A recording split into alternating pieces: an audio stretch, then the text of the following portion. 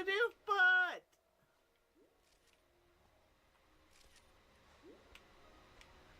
Badoof butt, badoof butt, badoof butt, badoof butt!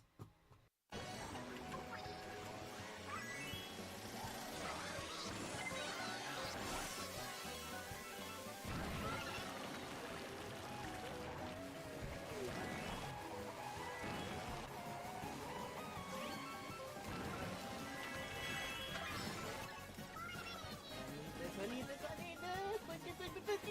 yeah!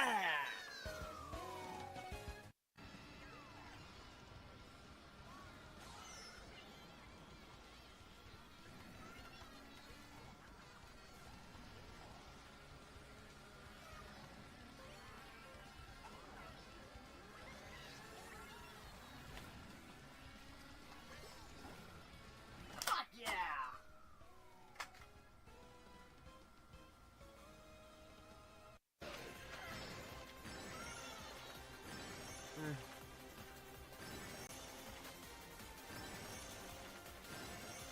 How far is it? Everyone behind me.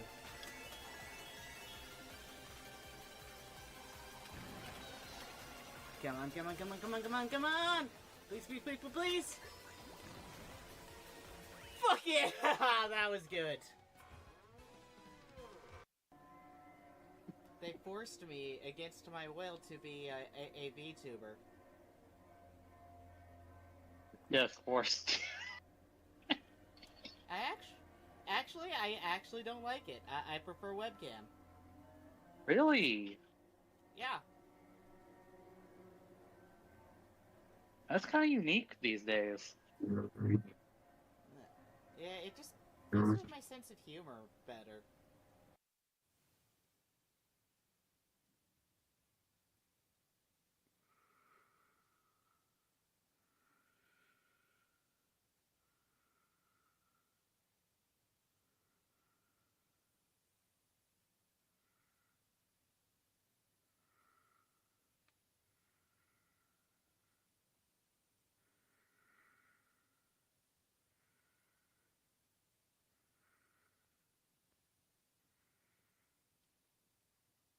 So, I guess you two can entertain for a little bit. I'll just be back in a second. Entertain. Yes, don't die. I have to entertain two chats?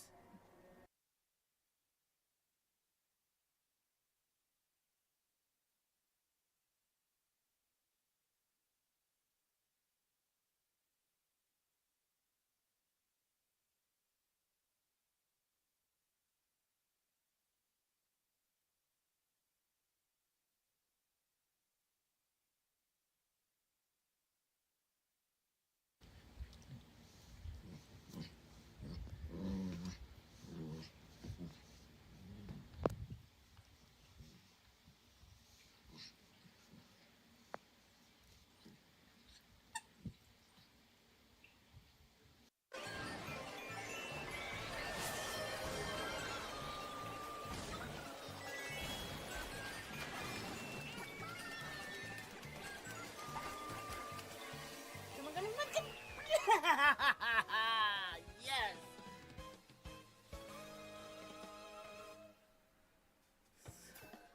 Oh, that felt good. I got you, Raz. Just remember everything I taught you about rail grinding.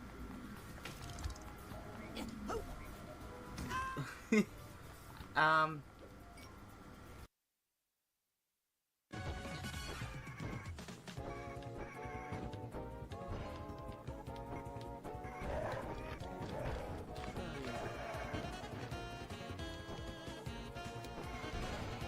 Let's see.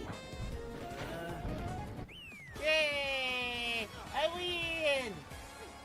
Obviously, that's worth a clip.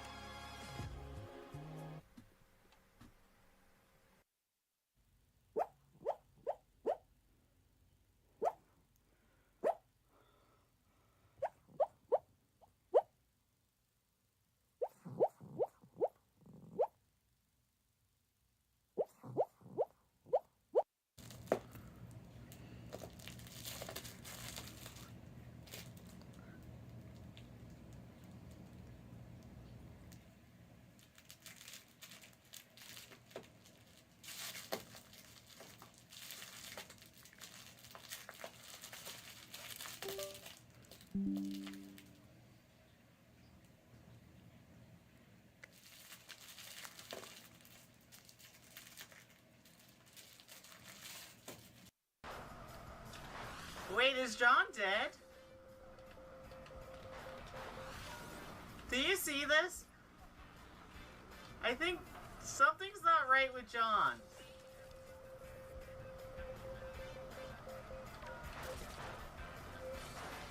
Oh no.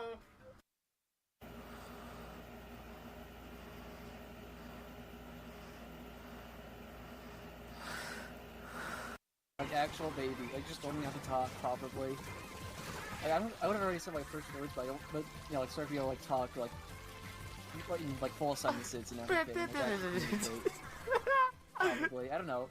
I also don't know how ages work of kids, so I'm just guessing.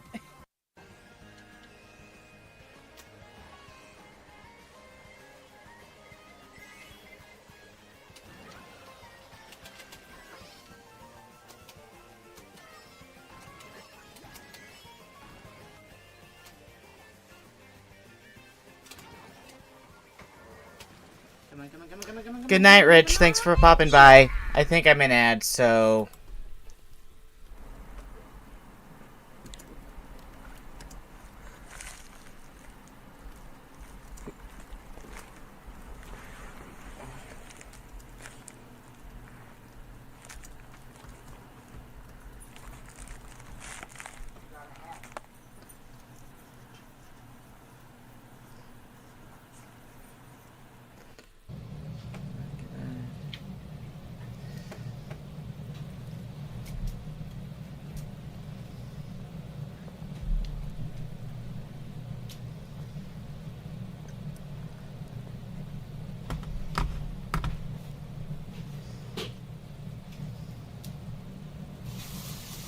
Hello, hello, hello, and welcome to the stream.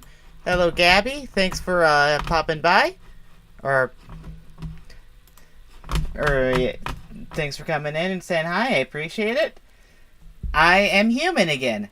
I no longer have to use the VTuber model, so, which makes me happy. I don't hate the thing, but I feel more. I can emote more if my face is on screen. I can't... It's harder to tell when I'm making silly faces when I'm using the model. And I don't... It's just a PNG tuber, so... I might as well show it off in case... Because I don't...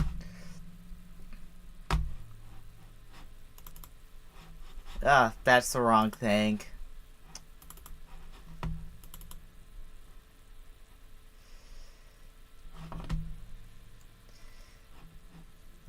There it is. Let's...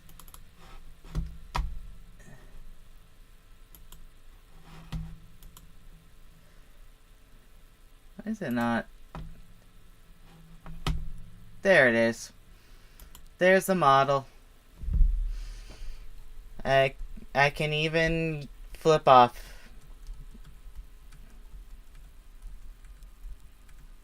My only emote is anger.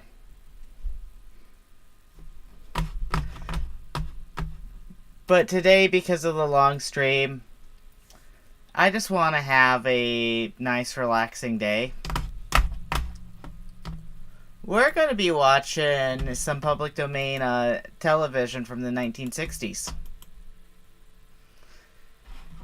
We are going to be watching the Beverly Hillbillies.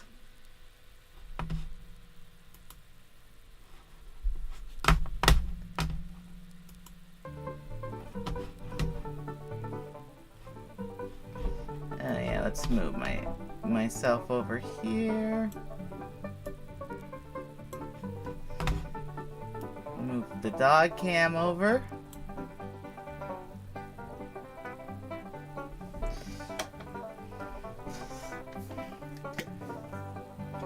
You can tell you're watching the public domain release by the generic bluegrass music. Anyways, why is that not disappearing? There it goes.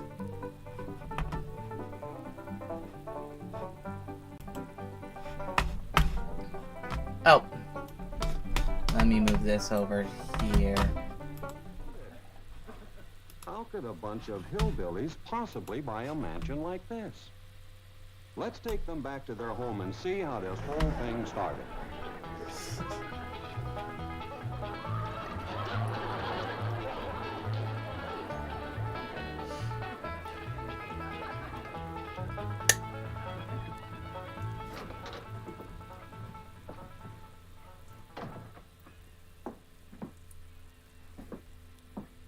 Jed, you gotta do something about that young I one, love the man. fact that this is legal. That happened.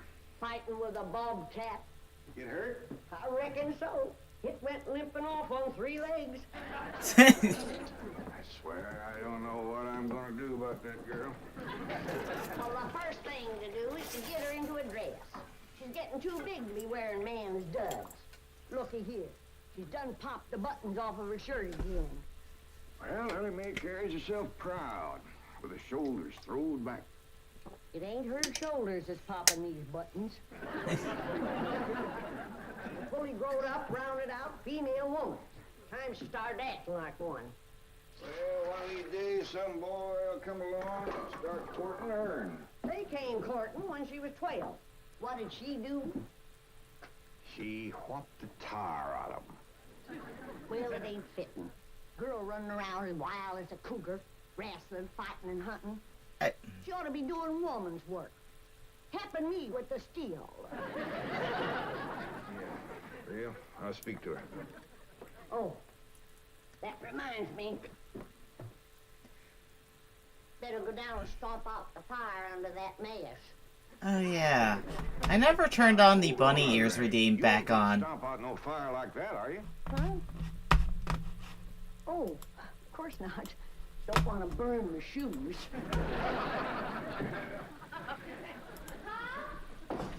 Let's see. Your rewards. Howdy, Paul. What you got there? Stranger? Where'd you get him? Leave him with a rock. Where? He was stuck in right Alright, there. you guys can make me wear a bunny ears again. He ain't no revenue. Then can I keep him? Of course not. Well, I called him. Don't matter.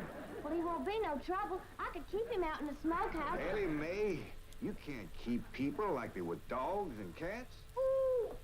Ooh, ooh, ow, ooh, that's hard.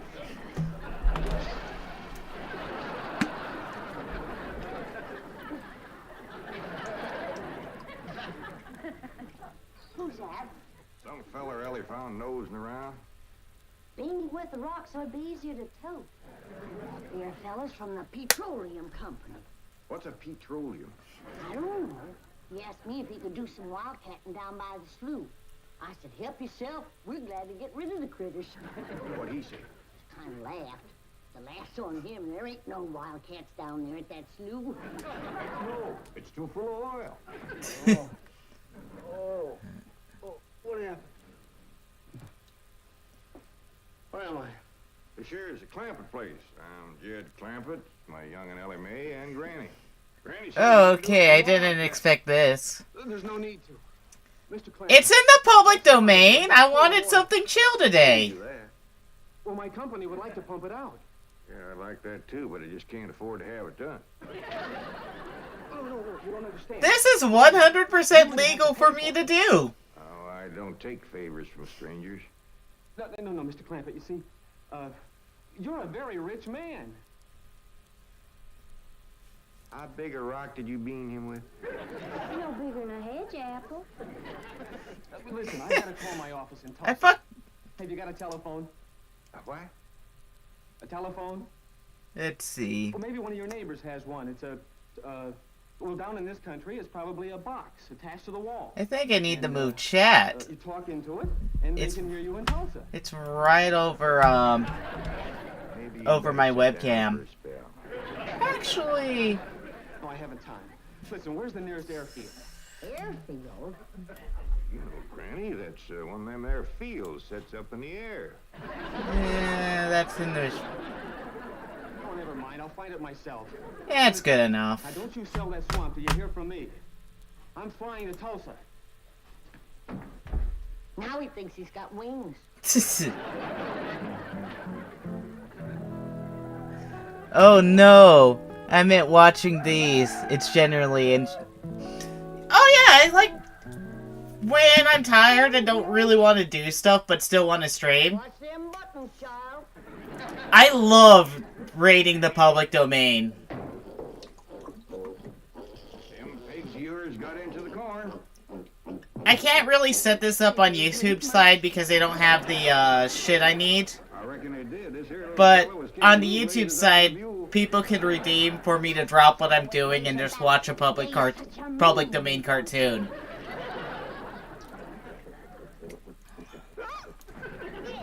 This wouldn't happen if you'd stay in the house where you belong.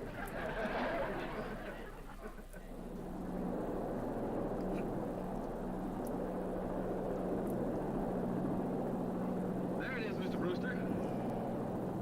On the tests and surveys, I'd say that's going to be one of the richest pools since East Texas. News like this is bound to get out. Let's go down and get Pampett's name on a deal.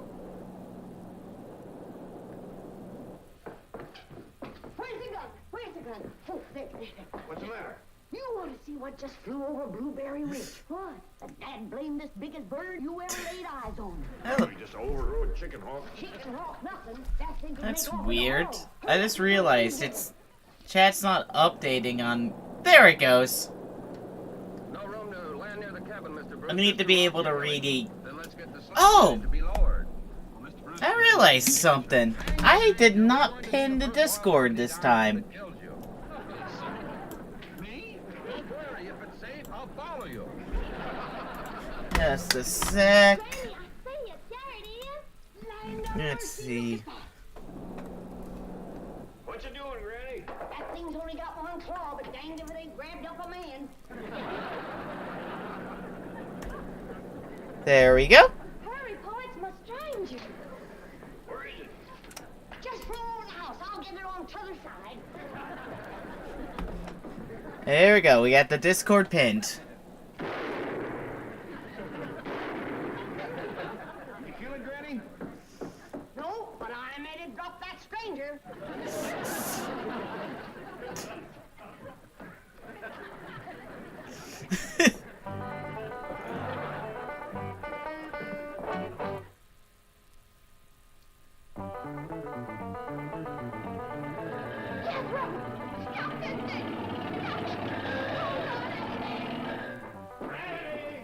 Granny! Oh, hey. Grab a hold of something and hang on. Cousin Pearl and that over Uh. hers is headed right for the cabin in that old... Oh, that was my message. Saw something pop up.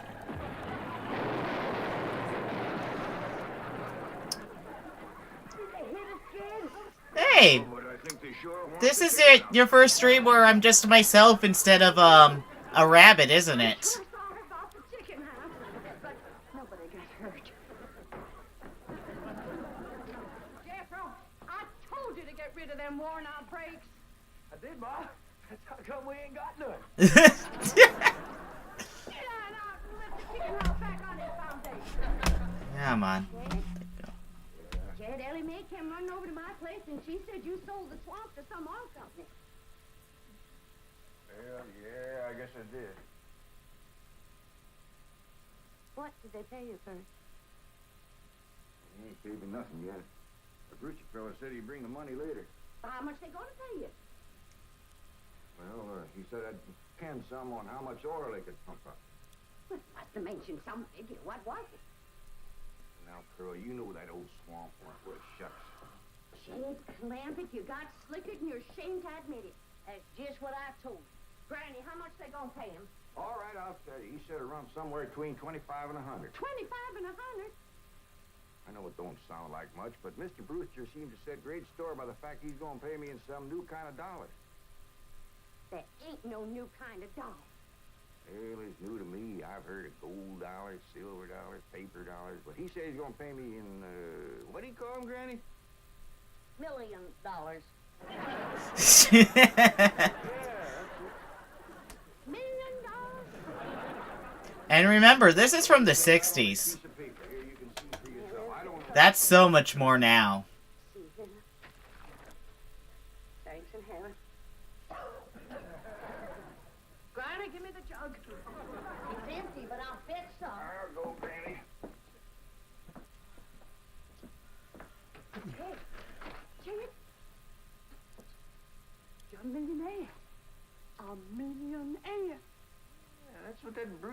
kept calling me.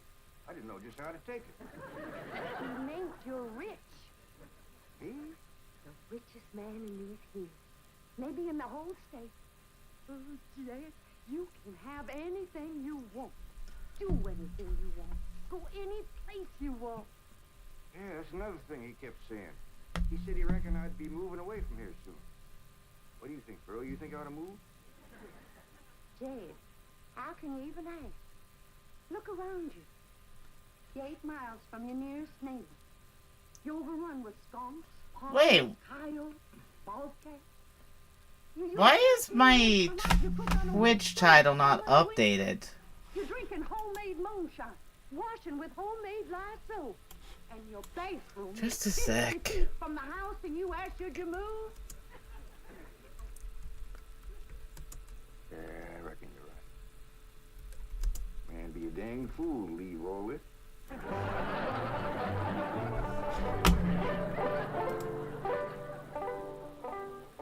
Oh, there you are, Jed. You misunderstood me. I meant you should move away. And you know where I'd go if I was you? Where? California. California? Yes, sir. Beverly Hills, California. Jed, remember the time that your pa took us to Eureka Springs to see the movie picture? Yeah. Well, the actors that make them movie pictures live in Beverly Hills. I gotta move my mic down a little bit. It's getting in the way of my view of the, Doggy. Ain't that be something? Living in the same neck of the woods with old town me. It sure would. And we could come visit you. You know what else they say about California? What? It don't get cold out there. What don't get cold out there? Nothing don't get cold out there. They don't have no snow or no ice. Can't they bring some in? They don't want it. That's why'd be so good for Granny. Remember last winter when she slipped on the ice and broke her hip? Yeah, poor old woman. She was limping for 2 days. Well, that couldn't happen in California because they don't have no ice. How come? I don't know how come. But Granny'd sure like it, and we could visit you.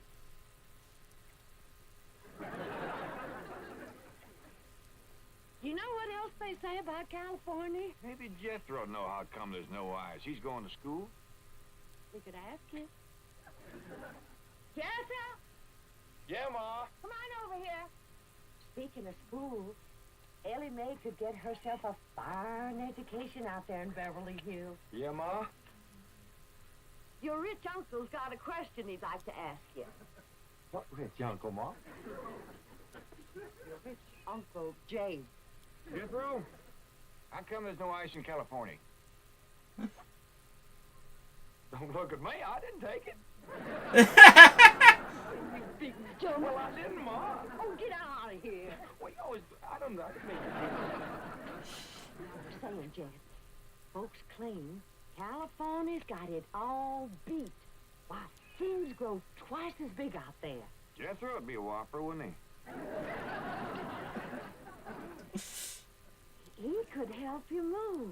He's awful handy at lifting and toting, and he could drive you out in my truck. I tell you what, Pearl. I'm going to have to study on this. When that Brewster feller comes back, I'll ask him what he thinks. Well, your cousin is right about that, Mr. Clampett. Beverly Hills is a choice residential area, and lots of millionaires do settle there. Folks like me, huh? Well, millionaires. And movie stars, too. Oh, yeah. Is Tom Mix there? No, I'm afraid Mr. Mix is dead. Oh, yeah. What's the matter with him? Remember, Pearl, he got shot at the end of that picture. Well, there are plenty other movie stars, and that's where Jed wants to live. Ain't it, Jed?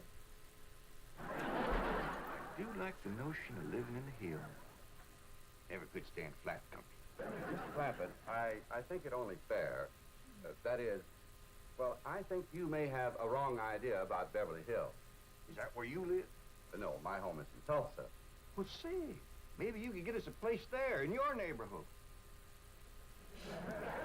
Mr. Clampett, let's not beat around the bush. You will love Beverly Hills. Then that's it. Can you steer Jed onto a good place? No, I can get the bank out there to handle it for him. He'd like a nice big place with plenty of room for his kinfolk to visit him. I would like a nice, roomy place if I could afford it. Oh, Mr. Clampett, with your money, you can afford the Taj Mahal. Okay, I'll take it. Well, no, you see, I was just making a little joke. Oh, well, right ahead. Well, you see, the Taj Mahal is in India.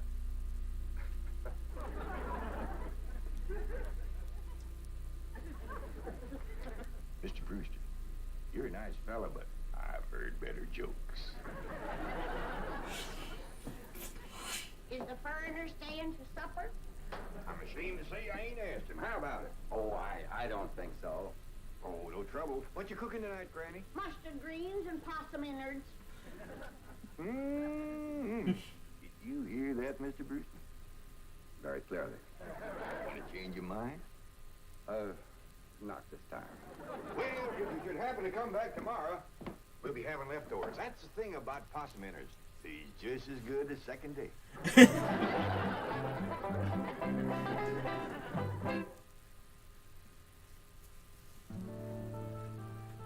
Ellie, if old Duke sits there with you, there ain't gonna be room for Granny. Oh, that's all right, Paul. Granny ain't gone. Who says she ain't? She says she ain't. That's right, Uncle Jed. She's just sitting on the back porch in her rocker, and she says that's as close to California as you're gonna get her. We'll see about that. Dang if I ain't got me the muliest women folk. We ain't never gonna get there.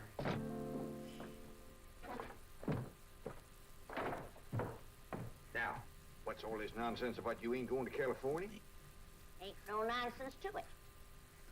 If the good Lord had wanted me in California, he'd have put me in California. Maybe he's just getting around to it. Book says he moves in mysterious ways. Well, if he moves me, I'll go. But you and Big Jethro ain't a budging me. Granny, this here Beverly Hills sounds like the kind of place you'd like. That butcher fella says they got smogs out there. What's a small? Well, me and Jethro figured out that's a small hog. And you heard what Pearl said. That's it. You ain't got no snow out there. You could run your still year round. Run it the year round here. Yeah, but walking down through the snow to the still always makes you feel so miserable. I might feel I miserable see. walking down. The This? way I feels coming back makes up for it. Hey, damn it, friend. We've been planning and talking about this trip for days. You never said you wouldn't go. Never said I wouldn't either. But that Brewster feller has bought us a house in them Beverly Hills. He sent our $25 million to the bank out there. Well, you just chase on out after. I'm staying right here. And I ain't afeard neither. Granny, I ain't leaving you here alone. And I ain't a budging out of this rocker.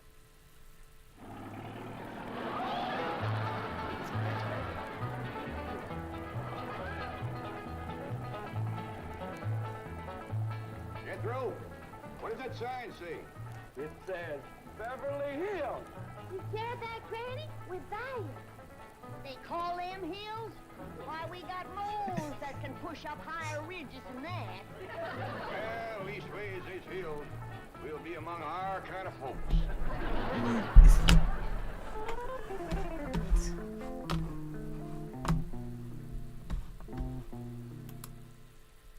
This deposit of $25 million to the account of J.D. Clampett, J.D.? as in Rockefeller, elevates us to third position in capital assets and assures our bank of... Come in. Oh, I'm sorry to interrupt, Mr. Drysdale. All right, Taylor. Alright, and I was just checking the Discord because I can actually moderate and be in stream here today. That I got the estate next to ours, the Clampetts. says I don't even know what kind of people they are. Do you? I know to the dollar what kind of people they are. They're my kind of people. Loaded. Taylor? Have the gardeners got the grounds in order? Yes, sir. But I'm afraid that's another thing your wife is upset about. Oh? Well, you see, your gardeners have been working on their lawn all week. Why, they've mowed it, trimmed it, fed it, clipped it. I don't care if they lather it and shave it. This is the most beautiful mansion in Beverly Hills. I want every square Fuck inch of it. ground within Monday's those walls just and- public domain days now. Yes? Oh, hello, Margaret. No, dear, I'm very What? For good heavens, did you call the police? I'll be right there. What happened? The Clampett estate is being invaded by a band of outlaws. Invaded? Yes, they're holding the gardeners at gunpoint.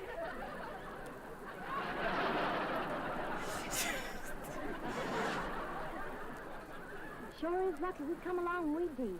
That's the truth. The way they were slipping through that gate, another 5 minutes and that whole darn prison would have been empty. Jethro? You sure that's a prison? Yeah, Uncle Jed. I seen pictures. Only thing is, how come there ain't no guards on them walls? Probably done them in with them knives and things. These killers if I ever did see them. Fine neighborhood we's moving into. You hear that? Hot diggity, there's bobcats in these hills.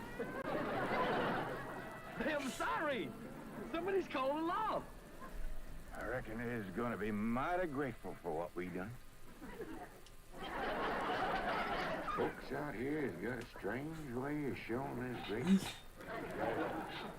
You've locked up one of the richest men in the country. Mr. Clampett, I don't know how to apologize. I'm deeply humiliated. What have you cutthroats done with J.D. Clampett? I'm Jed Clampett, and I'd appreciate it if you let go of my Sunday shirt. You're J.D. Clampett, the oil millionaire? Yep, this here's my nephew, Jethro.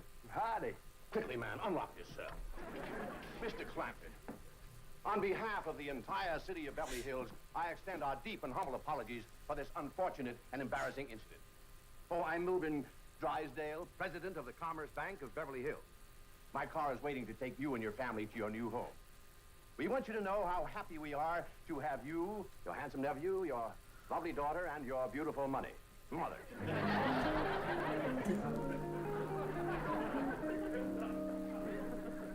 That sounded like the intro to Mr. Sandman. Wait a minute! Stop this car! Mr. Drysdale, you tricked us. You just took us out of jail so you could bring us back up here to prison. Head for the hills, everybody! No, wait! Come back! It's not a prison, it's your home! Now, wait! Mr. Clampett, listen to me! Wait! Come back! Wait!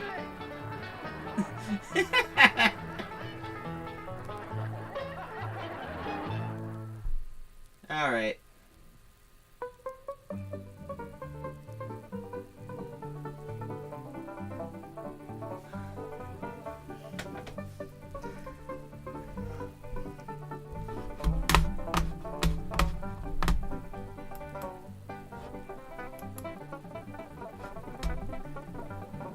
Got it.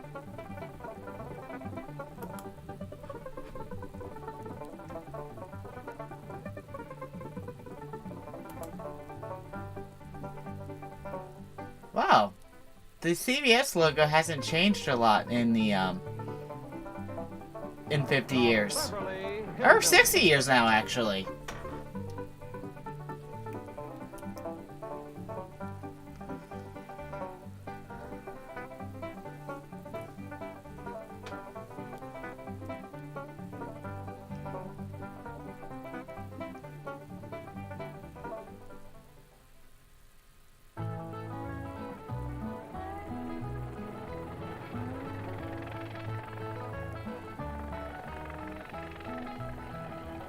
Welcome. Welcome. Howdy. Well, now, ain't that handy? That, Paul. Way the road takes a bend in here, runs right by the front door. No, Mr. Clampett, this is your driveway. It goes with the house. Is this thing a high? Oh, yes, indeed. It was built by John Barrymore, one of our finest actors. Pretty fair stonemason, too. Hey, Jed! This here is Dandy Soil. Fine, Granny. We'll commence plowing tomorrow. But this is Beverly Hills. Dirt is dirt. Yes, I know, but why don't we look around inside, eh?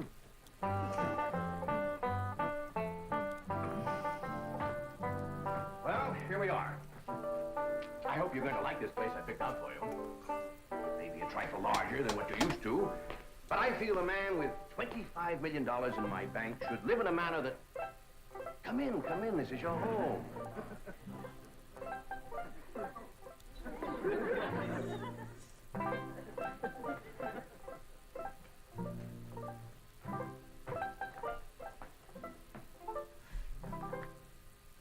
As I say, it may be a bit more than you're used to, but I'm sure you'll be comfortable. Now, my secretary will be over right away to help you with the hiring of servants or whatever problems you may have. She's a very efficient girl, Miss Hathaway. Jed? Jed?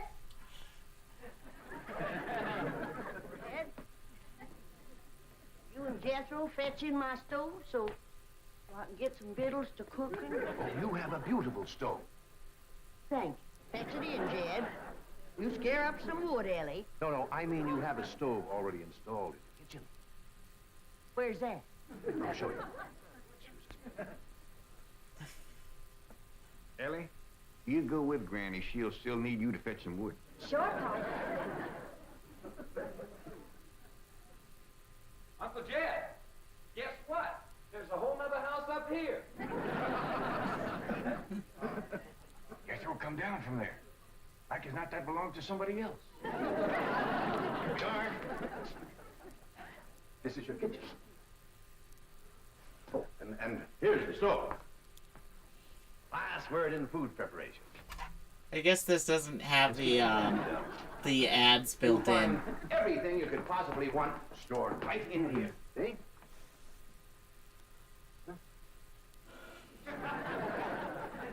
Well, I'll leave you ladies to your culinary delights.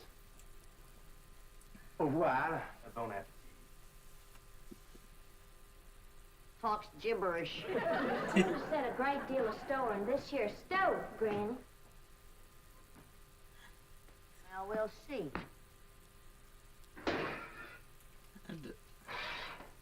Ellie, you run out and fetch some wood. I'll get a fire to going in here and we'll see. Jethro, I hope it's all right for you to be missing school. Oh, sure, Uncle Jed.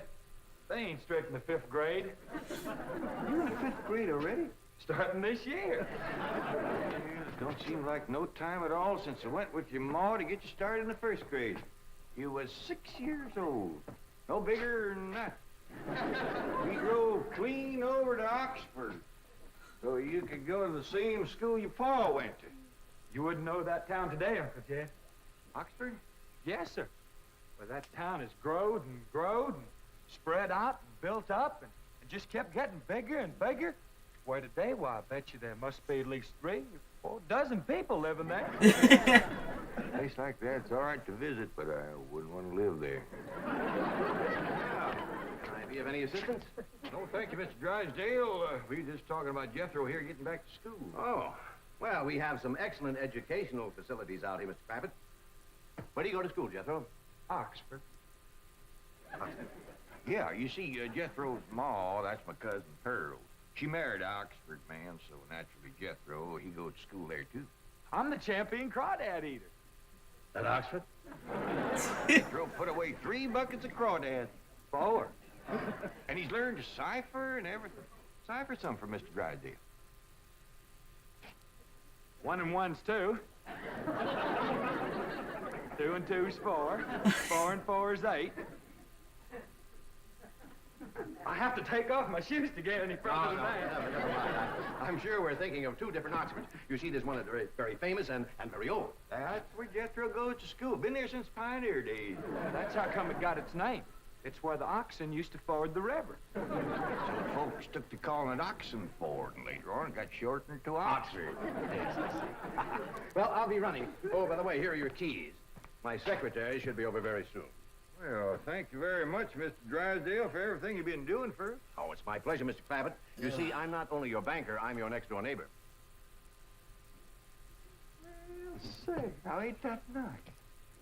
Well, now, why don't you bring your missus over tonight for supper, and I'll have Granny womp up a mess of grits and hog jowl. Well, you see, right now my wife is in Boston. Well, that's too bad. When'll she be back? Not too soon, fortunately. I'll see you later. Well, thank you, Mr. Drysdale. So long. Uncle Jed, you reckon one of these days I can have me a little bitty old taste of Granny's moonshine? Now, Jethro, you know the family rule about Granny's moonshine? You get your first taste on your wedding day and not before. Well, Uncle Jed, that might be an awful long time. I ain't even got me no sweetheart. How come?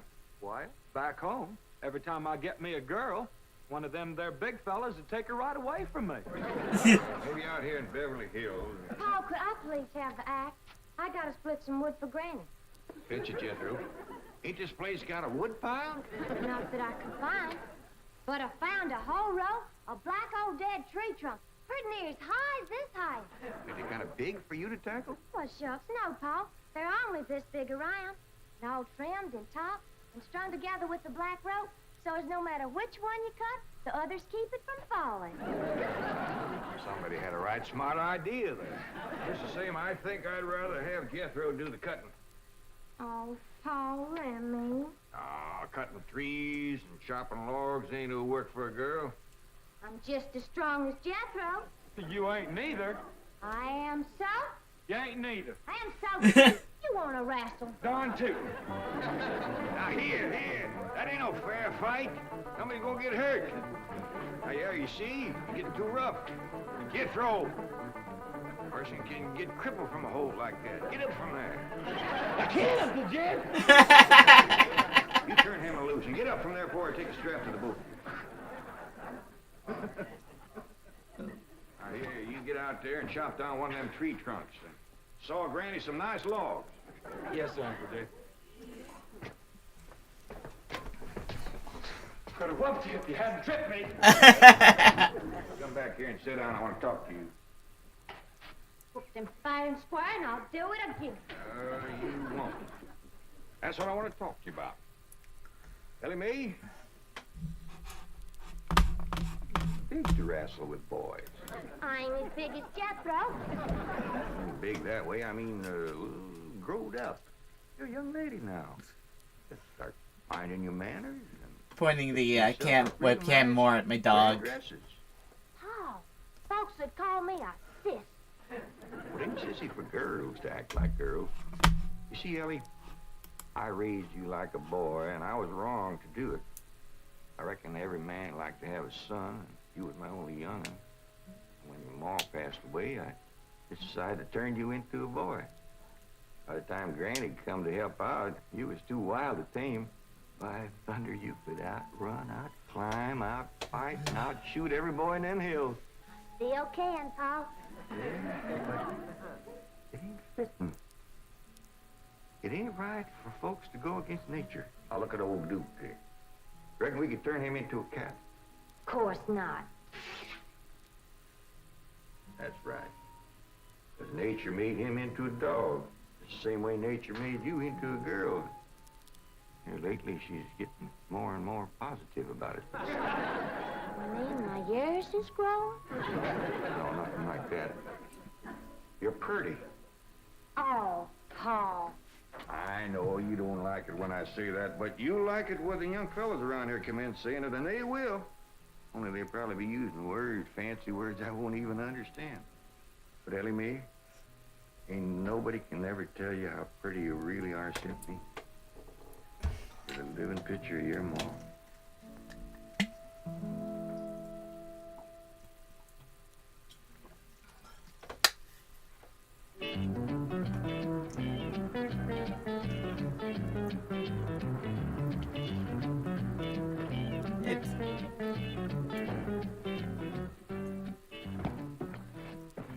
You still here? I thought you were going up to the Clappett estate. I didn't think it prudent for us both to be absent simultaneously. In the event of crises... The only crises you have to worry about right now is keeping Mr. J.D. Clappett happy. Now get up there. Tell me, how did you like the flamingos? What flamingos? I thought pink flamingos around the swimming pool would add a rather elegant touch. Mr. Clampett is not a man educated to elegance. That will take time. Right now, there are more pressing problems. Of course, getting settled, the servant problems. Well, whatever they are, just get up there and solve them. J.D. Clampett is this bank's largest Let's see. depositor. By making his satisfaction your responsibility. I accept the mantle of responsibility of which you have cloaked my shoulders. And I shall so conduct myself that if this great financial institution shall last 1,000 years, people will still say, this was their finest hour. Handy wood, all right. Got a lot of pitch and tar in it. Ought to burn real good. Yeah. That flimsy grate holds up. Granny, this is the top of that tree trunk. You want I should split it up too? No, just leave it outside. Yes, sir. This place ain't even got a wood box. Yeah, folks don't need much wood out here. Remember what Pearl said? It don't get cold. Yeah, I remember. It might not get cold in the day, but it sure freezes solid at night. How you know? I show you how I know. Every bit of food in this here storage bin is froze harder than a rock. Yes. Look.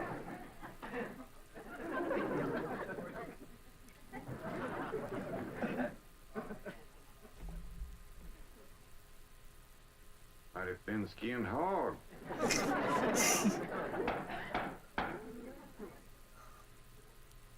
I'll be doggone. Take me 2 days to thaw out that ham before I can ever cook it.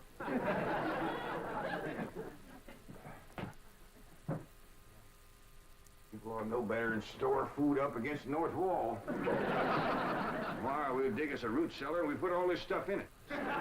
Jethro, go on out there and catch us a chicken. Okay, Uncle Jed. How you know we got chicken? At least this size is bound to have chickens. Ain't all froze today.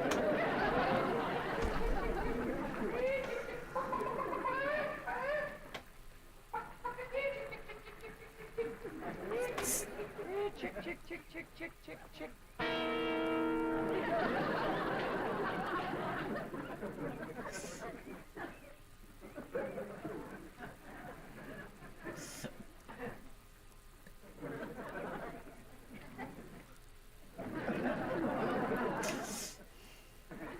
I keep a chicken. Here's that bucket. You want it? You take it, Ellie. See if you can find a creek. I gotta have some water. You know a pump on this place? It ain't even got a well. Uncle Jed, Uncle Jed. Yeah, boy, did you find a chicken? I found something. I ain't sure if it's a chicken, a goose, a duck, or what. Where is it? I couldn't catch it. That thing can outrun a jackrabbit. There ain't no goose or duck. Chicken. If it is, I was right about things growing bigger out here. That thing was this high. Chicken? Ah, Jethro. Honest, it's got legs this long. Gibby's on the drumstick. Drumstick ain't much. Whoever gets that neck is eating from now on. Commences here and runs plumb up to here. Jethro,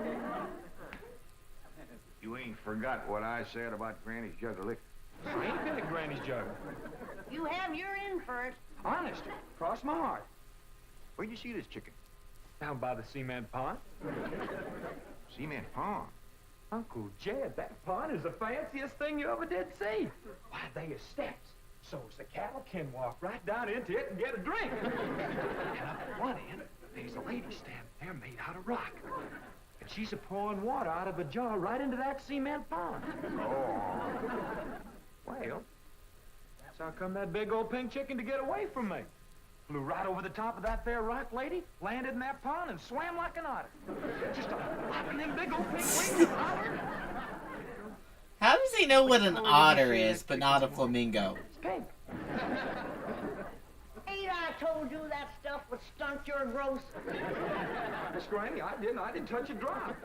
You and me is going to the woodshed. Now, Jethro, you swear to be telling the truth? So help me, Jefferson Davis. You take your hat off when you speak of the president. He ain't president no more. I'll have no Yankee talk in my kitchen. Jethro, you and me's going back out there and corner that chicken. Granny, you get your fire to going. Ellie Mae, You sweep up out front and keep your eyes open for that Miss Hathaway. Count on her to take you in hand and get you in the right kind of clothes. Come on. Chicken.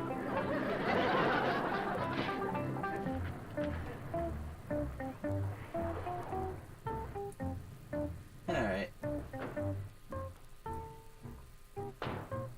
You there, young man.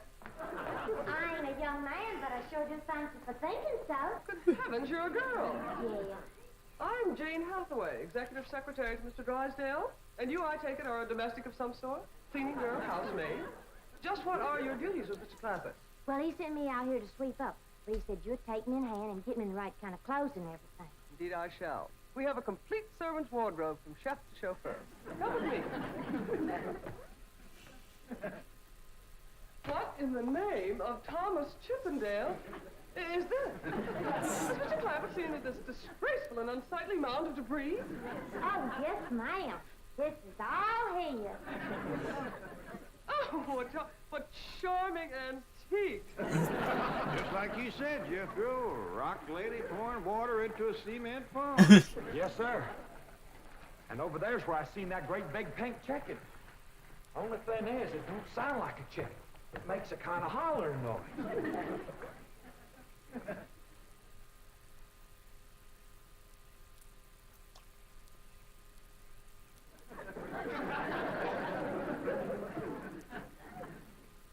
Reckon you'd make a hollering noise, too, if you was to lay egg like that. Man, oh man. That's what I call an egg. Well, you won't have to worry about food now. Wait till she cooks this.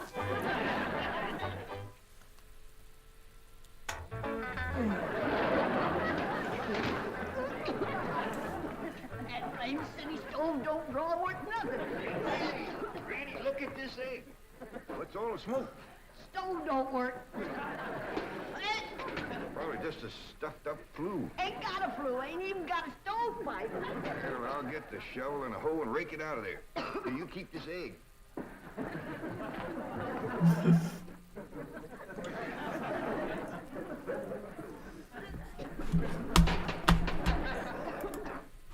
Like everything else out here. Froze solid.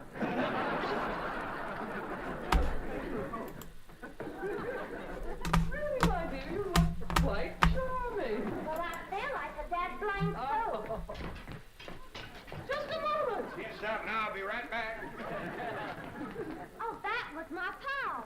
I take it he's a gardener. Oh, yes, ma'am. Pa just can't wait to commence gardening. However, as though I admire his enthusiasm, I must forbid him access to the main entrance. Now, tell me about the rest of the staff. Is there a chauffeur? A what? Someone who does the driving. Oh, yes, ma'am. That's Jethro. Of course, I don't reckon he can stay around very long. He's got to get back to Oxford and go to school. Oxford? He attends Oxford University? You know what? School. Pa went to school there, too. Oh, yes. Old school times. Great pride, those Oxford men. Sorry I couldn't stop before. Granny was having trouble in the kitchen. Pa, do I have to wear this here stuff that Miss Hathaway... No, there can be no appeal from Mr. Clampett's orders. Thank you, ma'am. Glad to see you taking a firm hand. Allie Mae, that's right pretty. Makes you look taller. She's got me walking on pegs. Well, run in and show Granny. And get rid of those old clothes, dear. Granny, I presume, is the cook. Yes, ma'am, but she ain't too happy about it right now. I shall deal with her directly. Now, let's see. Maid, gardener, cook, chauffeur. Oh, I understand Jethro is an Oxford man. You bet he is. I'm quite anxious to meet him. Don't blame you. Fine-looking young feller. Single, too. And he's on the lookout for a girl. I am only interested in the intellectual rapport which I would naturally have with an Oxford man. I presume you went to Eton as a boy. If I know Jethro, he went to Eton the minute he was born. Yes, of course. I suppose his father matriculated him. I kind of think maybe it was his ma. Oh, well, no matter. At any rate, he's an Eton man. That he is. Matter of fact, Jethro won the Eton championship. How marvelous!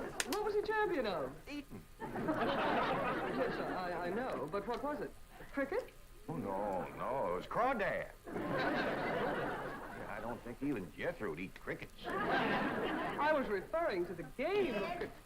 Gillian, where's the axe? I'll fetch you, Granny. You talk to Miss Hathaway.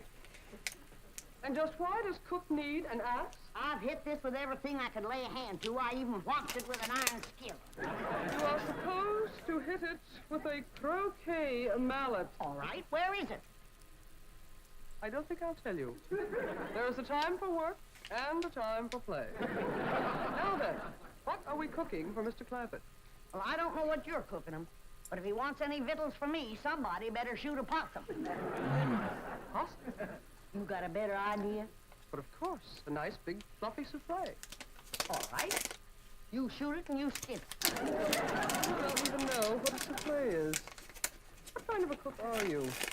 I'm a cook with a stove that don't draw, food that's froze solid, chickens that can't be caught, eggs that can't be broke, and a smart alecky city woman telling me my business. That's what kind of a cook I am. Mind your tongue, little woman. I can have your job. You sure can, and the sooner the better. Jethro's coming, and just wait till you see what he's got. Thank heaven. Now These I aren't can have an spicy. Intelligent conversation. Look, Granny, I got that big chicken. I hope it ain't as tough as its egg. That is a flamingo. Oh, no, ma'am. That's my nephew, Jethro. Jethro, say hello to Miss Hathaway. I didn't mind him. That's the big dangest chicken you ever did see. You go to school at Oxford? Yes, ma'am. I'm in the 5th grade. Stop bragging and wring that chicken's neck. Ellie Mae! No, stop, you barbarian. Don't harm one feather of that beautiful bird. I've taken just about as much as I'm going to take from you. Yeah, Granny. Ellie, you get the fire going under the big kettle outdoors. Young lady, where is your maid's uniform? I ain't going away. Oh, yes, you are. No, I ain't. Oh, yes, you are, if I must subdue you forcefully. I wouldn't try that. Stop! Stop! Try to tell you. I'll set on her, Ellie. You get the fire to go under. Now, here, Granny. Come on, let her up. Get off of her. You are discharged! All of you! Fire! I am the most incompetent, insubordinate, belligerent group of domestics it has ever been my misfortune. Away. Oh, Steve, you're just in time to help me take disciplinary action. All right. I've already told them. Not them, you. These people are the Clampetts. Clampett? Yes, that's right. Now go back to the office and pick up your severance pay. You are through. Now, Mr. Drysdale, hold on a spell. I reckon there's been a kind of a misunderstanding. But this little lady's been a right big help to us. Why, she fit in just like one of the family. Matter of fact, her and me is going out hunting. Ain't that right, Miss Hathaway? Yes, and... Yeah. Jethro, you can take that pink chicken back out to the cement pond. We're going out and shoot us a nice big fluffy souffle.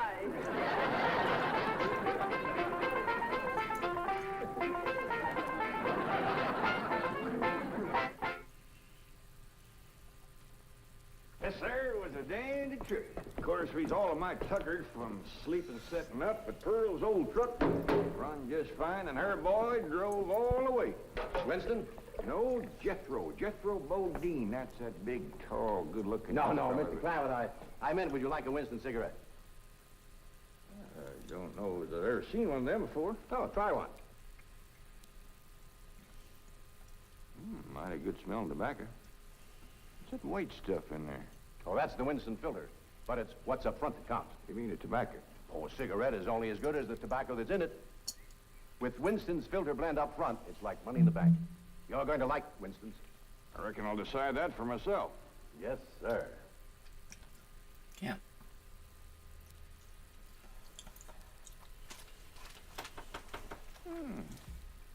I like it. This here Winston tastes good. Like a cigarette should. The Beverly Hillbillies has been presented by Winston. We hope you enjoyed it. Don't smoke. And we hope you'll try Winston, because Winston tastes good, like a cigarette should.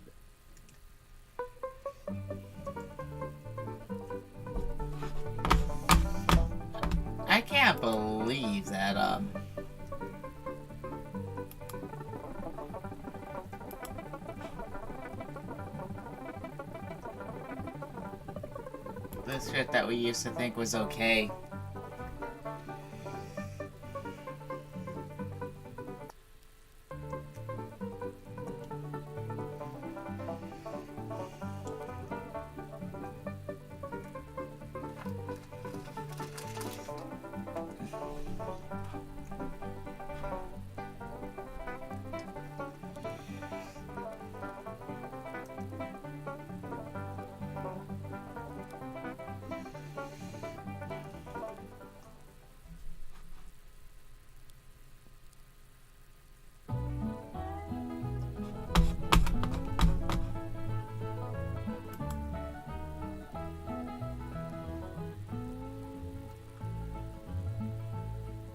Well, Jethro, what have you got to say about that?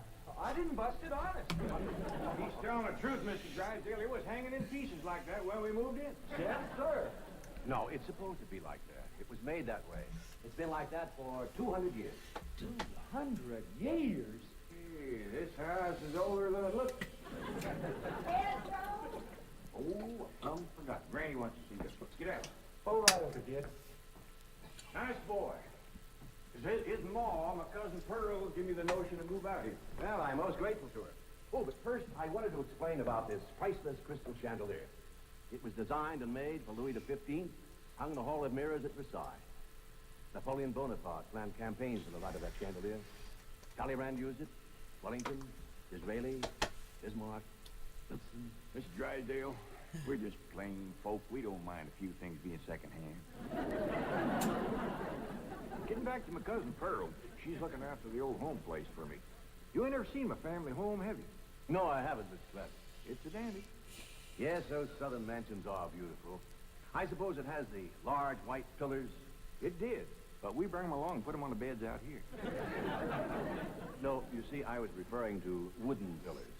Oh, I ain't never slept on one of them. We had everything first class back home. Sure hope Pearl's taking good care of that place.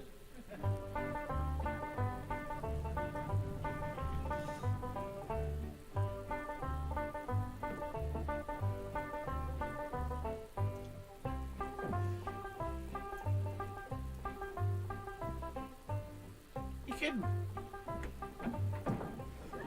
Well, hello there. Oh, why, you're Mr. Brewster from the oil company that paid Cousin Jed all that money for his farm. 25 million to be exact. You ain't here to back out, are you? No, indeed. Your cousin's money is safe in the bank in California. I just thought you'd like to know that I heard from the bank, and your family arrived in Beverly Hills safe and sound. Oh, that is good news. My son Jethro drove him out, you know. I know he did. Oh, I have something here from the bank. I think you'll enjoy it. For me?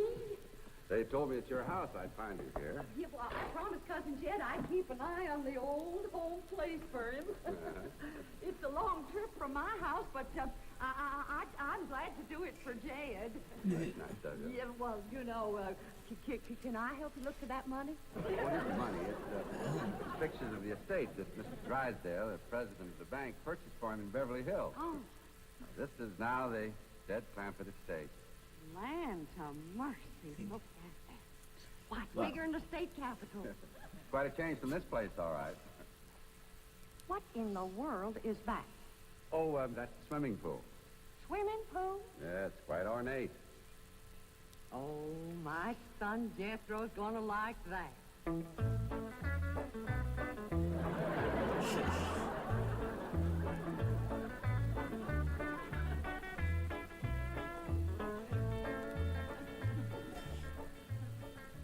Granny, when we's done washing, can I go swimming here in the cement pond? Of course not. I don't allow nobody to splash around in my wash water. Ain't there no place else you can wash? This cement pond's the only water we got. Place ain't got a well, it ain't got a creek. Ain't even got a rain barrel to catch what comes out of the sky. Oh, and that banker fella seen me unloading your wash tub and scrubbing board. He said, why, you can throw that away. We don't use them things here in Beverly Hills. Now, you listen here to me, boy. I don't care how other folks live in Beverly Hills, but us Clampets is gonna be clean. Yes, ma'am. May not have it as nice as we had it back home in the cabin. Right in the house and everything. But we ain't gonna lower our standards. No, ma'am. Here, wrench these things out for me. We gotta get this tub back to the kitchen for Ellie's bath. Yep. Being clean is a strict rule with your Uncle Jed. Let me look you over. Many's the time we've been down to our last piece of fat. I'd say, shall I cook it to eat it, or shall I render it down for soap? He'd say no. Render it down for soap, Granny. The Lord will feed us poor folks, but we gotta do our own washing. But Uncle Jed ain't poor now, Granny. He got $25 million. How long do you think that's gonna last if we go throwing it away on store-bought soap? Waste not, want not. Now, here's a view of the entrance hall. My stars and garters. Why, the palin'. Whoever would have thought that my cousin Jed would be living in an estate like this? Well, the credit is yours. You're the one who talked him into moving. Oh, well, I put the notion in his head. But it was really kind of Ellie Mae when. Yes, his daughter will have a wonderful life as a Beverly Hills debutante. Can't you just see that beautiful girl descending this magnificent stairway? I sure can.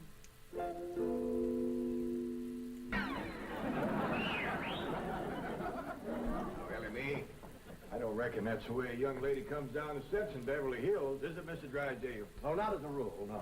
Oh, I can come down the other way. Watch this.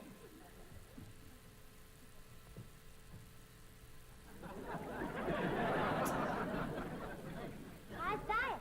Well, that's not exactly what I had in mind. Well, show me. No, my secretary will show you. Oh, she's in town doing some shopping for you. Oh, what's she getting? Now, that's going to be a surprise, Ellie, but it's some things you've been a-needing, and they're going to be pretty, and you're going to like them. Things I've been a-needing? A set of muskrat traps. A three-blade frost sticker? Nope. A ready-made slingshot. Now, Ellie, you way off the track. Now, you wait till Miss Hathaway gets here, and you'll see. Yes. Well, I'll be pushing along to the bank.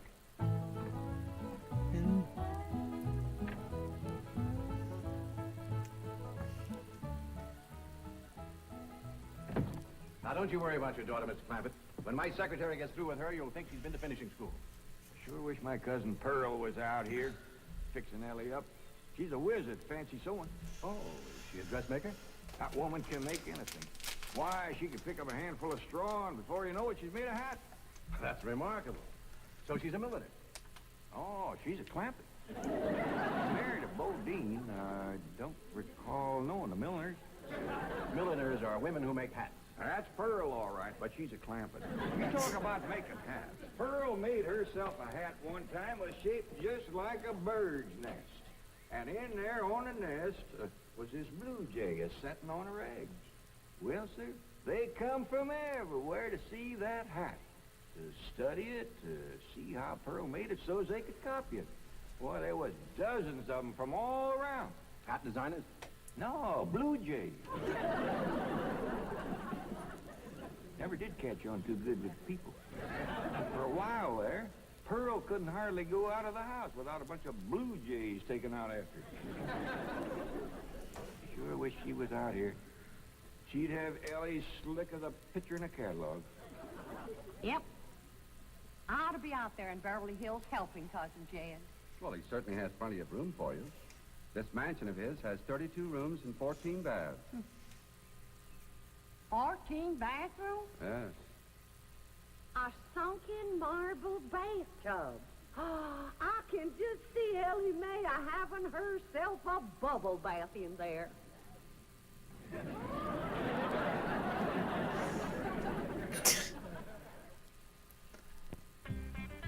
I tell you, Mr. Brewster, the more I see of these pictures, the more I want to get out there and help Cousin Jed.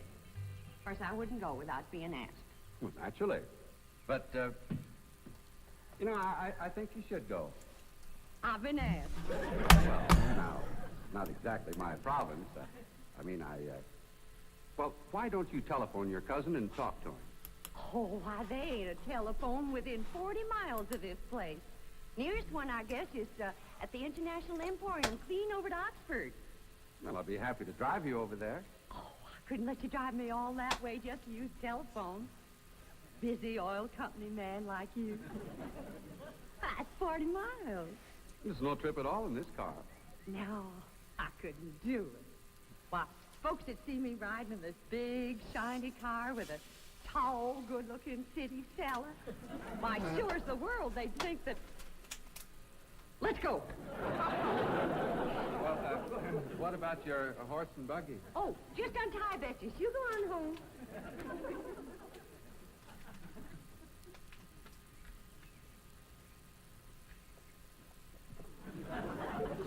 Well, Bessie's headed for home, all right. Mrs. Bodine, how long has your buggy been hitched there? About an hour, why? Why, a blue jay built her nest on the seat, and she was sitting on her eggs. Oh, shoot. I wanted to wear that.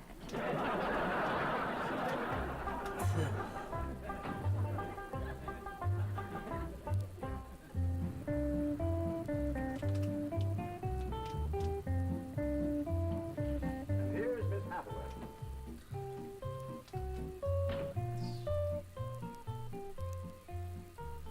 Mon capitaine, je suis traiteur.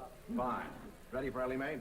Gentlemen, aided and abetted by the gossamer garments, exotic lotions, and other feminine appurtenances within these cartons, I am ready to assume the role of Pygmalion and transform that barefoot Galatea into a striking and sophisticated paragon of Beverly Hills literature. That's a yes the hard way. Well, duty calls. I leave you in capable hands. Goodbye, Mr. Kravitz. Thank you, sir. Chief. Let's see. Well, that sure is neighborly of you, Miss Hathaway. You reckon you can handle Ellie Mae? Uncle Jed, Granny says... Oh, howdy, Miss Hathaway. No. Bonjour, Jethro. Here are them things in for Miss Hathaway, Jethro. I think she kind of likes you, boy. She does? Well, I can't take 'em into the house. That's what I come out here to tell you. Granny says that all the men folks got to stay out of the house while Ella Mae's taking her bath. Oh. But isn't Ellie Mae bathing in the privacy of her own bedroom suite? Hear what she called you? Sweet. What's the matter with him? Why doesn't he answer? Hey, he's just a little shy, I reckon. Ask him again. Is Ellie Mae in her bedroom suite? No, she ain't, darling. Never mind, I'll find her myself. Uncle Jed, I got me a girl. You sure have, boy, and a city girl, too.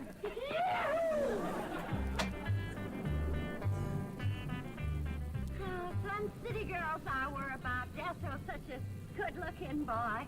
Every girl in the 5th grade was after him.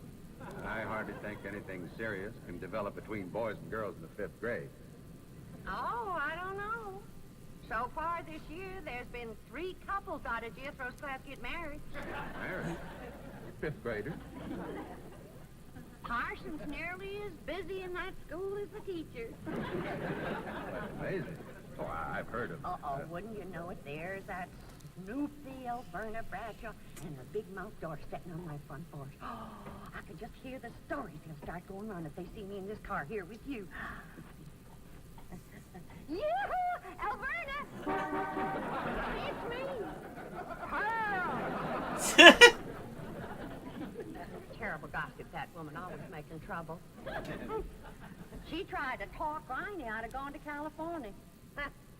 She ought to see Granny now. Living like a queen in that Beverly Hills mansion.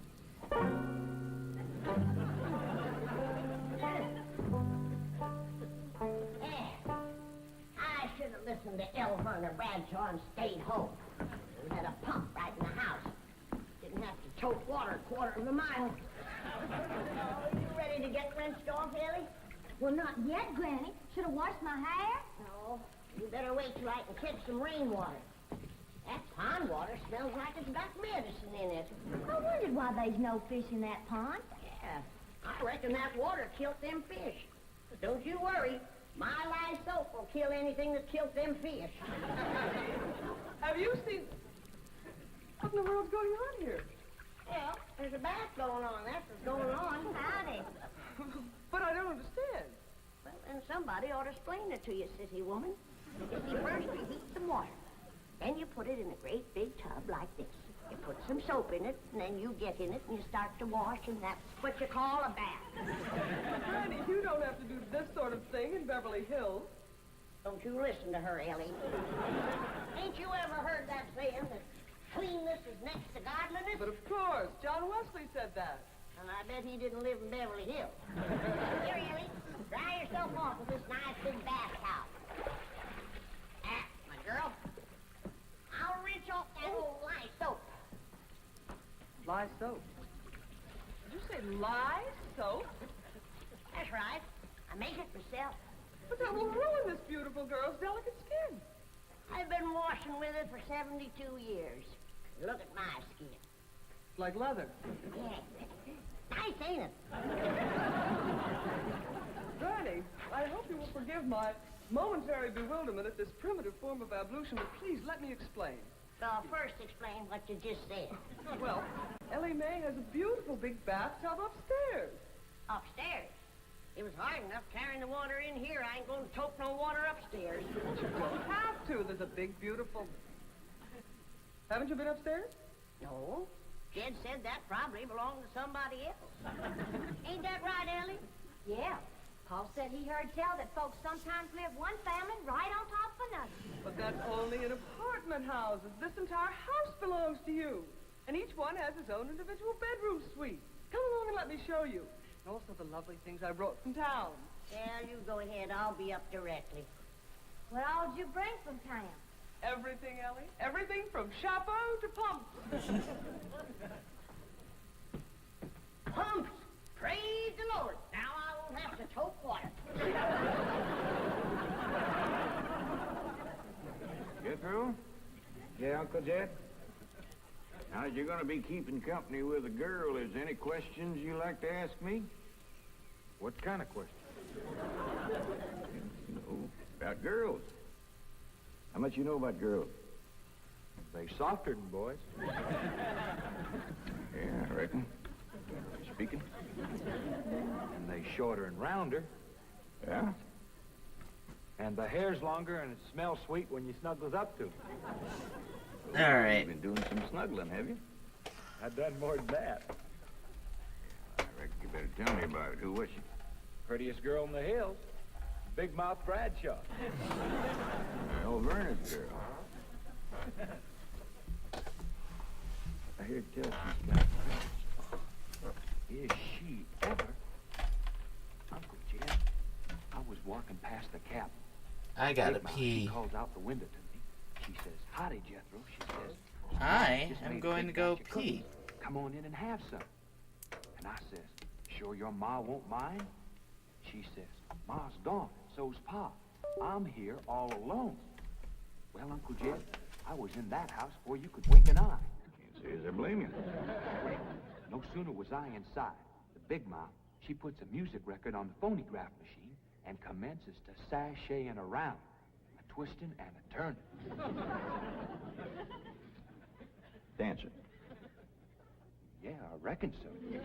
Anyway, she says, "Put your arms around me, Jethro, and I'll teach you the two-step."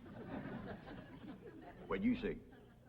I says, "Listen, Big Mouth," I says, "here we are all alone. Your ma and your pa gone, and you think that I'm going to waste my time dancing?" I says, "Not me, sister. Bring on them cookies."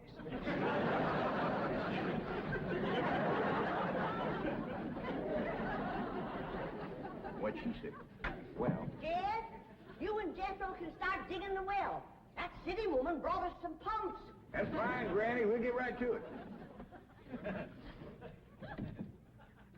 What'd that Bradshaw girl say when you said bring on them cookies? well, she just held up them cookies like this here, kind of blinked her eyes at me, and said, "Jethro, which do you think it tastes sweeter, these here cookies or my lips?" Well, Uncle Jed, right then and there's when I found out she was fast. I grabbed them two cookies, and it took me 2 miles to outrun that gal.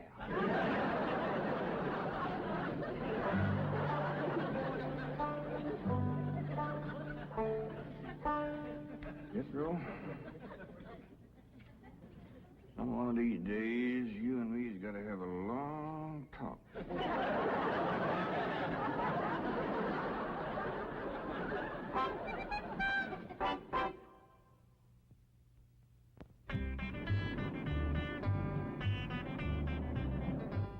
Oh, yes. He's a lady killer, that bar of mine. While Verna Bradshaw's daughter traced him all the way home one day. Sounds like Jethro has a lot of charm and sex appeal. Oh, he has.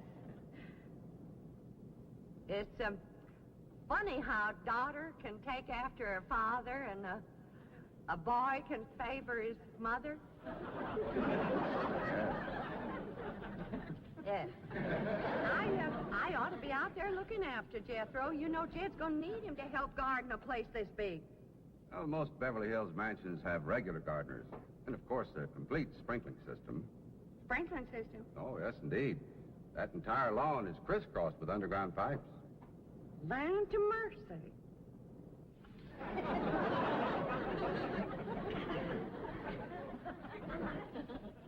By thunder, Jethro, there's water all over this property.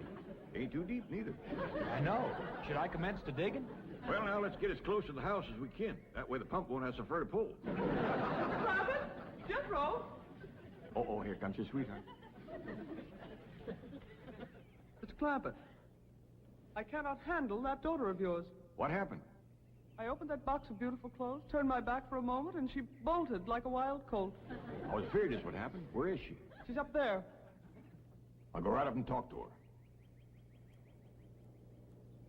Jethro, have you been upstairs yet? No, ma'am. Then you've got a surprise coming to you. What is it? Your sweets. So are you. No.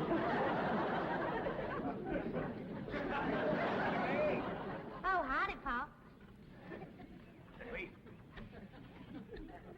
I'm ashamed of you. Running off from Miss Hathaway. I didn't run away from Miss Hathaway. What'd you climb up here for? To cut a fork for that new store-bought slingshot she brought. Did she bring All right, you a I'm back. slingshot? Handsest thing you ever did see. Just a minute, I'll hook it up and you can see for yourself.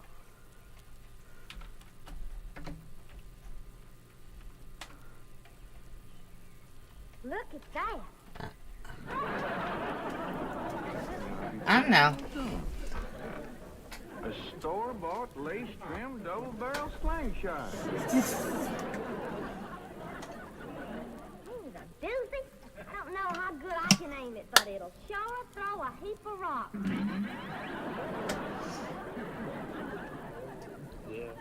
They really need me out there. Why, I could work wonders for Ellie Mae with my fancy sewing and beauty secrets and hairstyling and everything. Of course, I had to learn all those things, not having a husband to support me. Didn't you say it was 40 miles to the town of Oxford? That's right. Well, we've already driven 110 miles. Land to mercy, I forgot to tell you the turn off. Well, as long as we come this far, maybe we ought to go right on to California.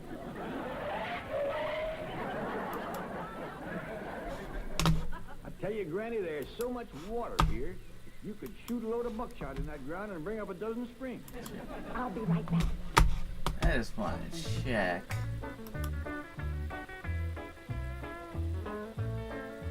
Who's up here?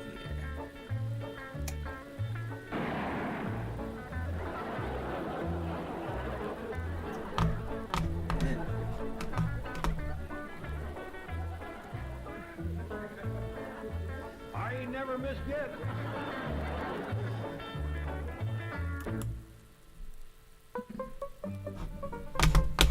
Nice.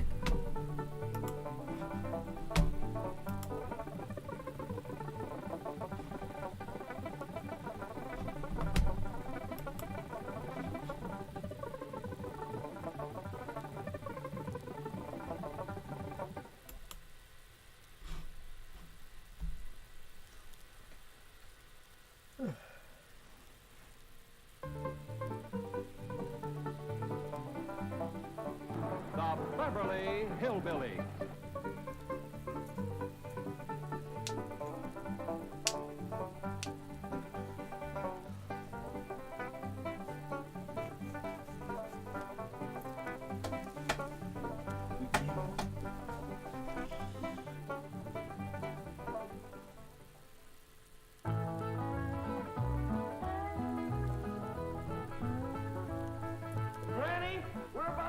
distill? Over here on this side of the cement pond, Jethro. Okay, Granny.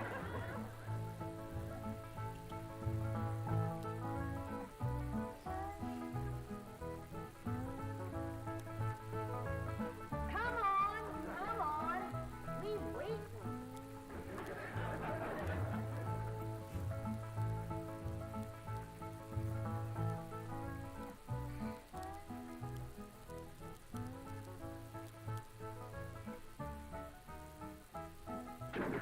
Turn it a mite that way, Jethro.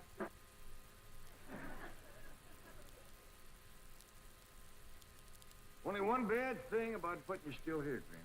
What's that? Drysdale place is downwind. Smell of your corn liquor or brewing is gonna drive poor Miss Drysdale right out of her mind. She's a drinking woman. How do you know, Uncle Jay? Well, he kind of let it slip out. Remember when we was unloading this from the truck? Yeah? He says to me, what's that? I said, that's a still for making corn liquor. He turned kind of white and trembly, and he says, oh, please don't ever let my wife see that. I reckon she just can't leave the stuff alone. Some folks like that. Terrible. Come to think of it, that's how come she's in Boston. What kind of drinker? Yeah. Miss Hathaway says she goes all over every place looking to get cured. Damn city cure's no good. The minute you go to taking it away from them, they want it all the more. I could cure Mrs. Drysdale of her drinking in 2 days. Oh, Granny? I just telling her she could have all she wanted. When they find out you don't care if they drink, they don't care to drink. That sure would be a blessing. Over here, Ellie, now. No more talk about drinking. Hey, look, everybody. Ella Mae's wearing a dress. Oh, Miss Drysdale's in the house to see you. All right. My, ain't she pretty? Yeah.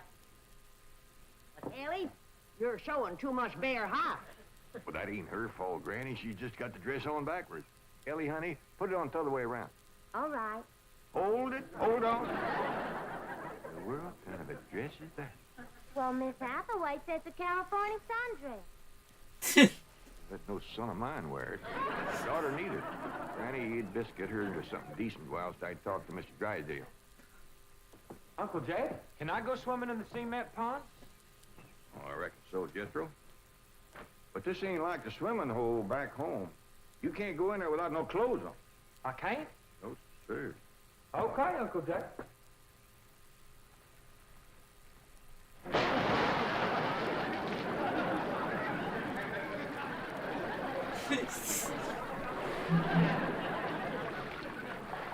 Someday I gotta have a long talk with that boy.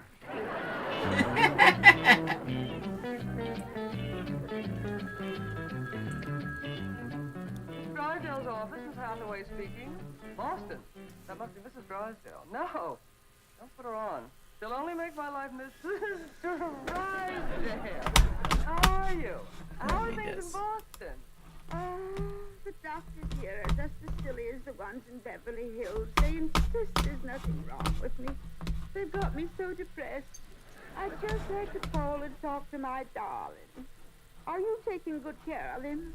Oh, yes. As a matter of fact, he's stretched out on the sofa right now having his nap. How sweet. Well, the moment he wakens, you take his temperature on. and give him some of that flu medicine. What? He's waking now? Oh, marvelous. Put him on. Tell him Mumsy wants to hear his sweet voice.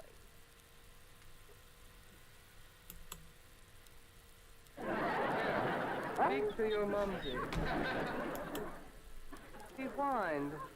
Oh, he probably has a migraine. Oh, poor Patricia, my lord.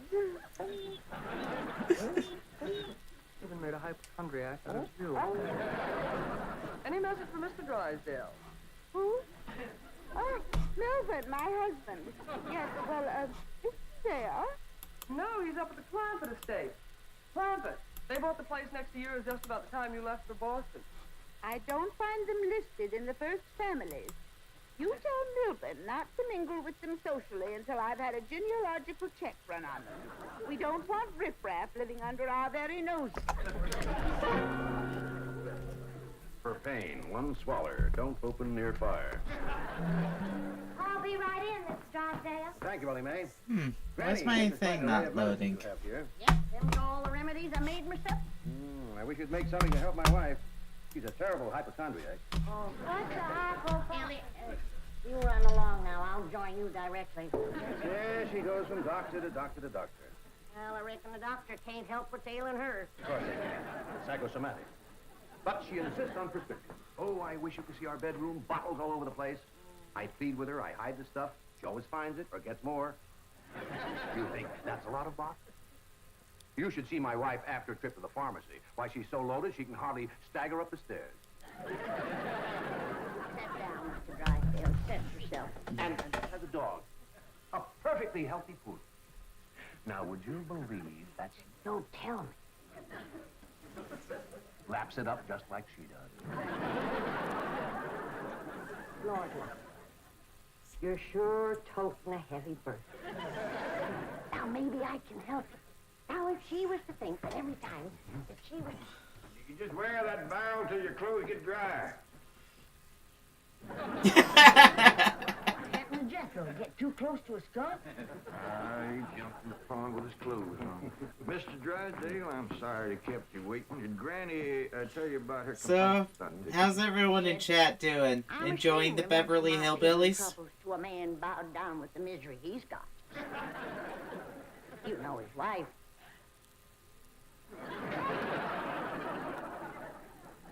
Mr. Drysdale, our hearts go out to you. And we're gonna help him, ain't we, Jed? You betcha we are. And serves a poor purpose in this world if he can't help his neighbor. Oh, you're very kind, but I'll manage. I've been living with it for years. Have a nip, it'll brace you up. Oh, no, thank you. I never touch it. You hear that, Jed? Poor man. He's got all the trouble and none of the fun.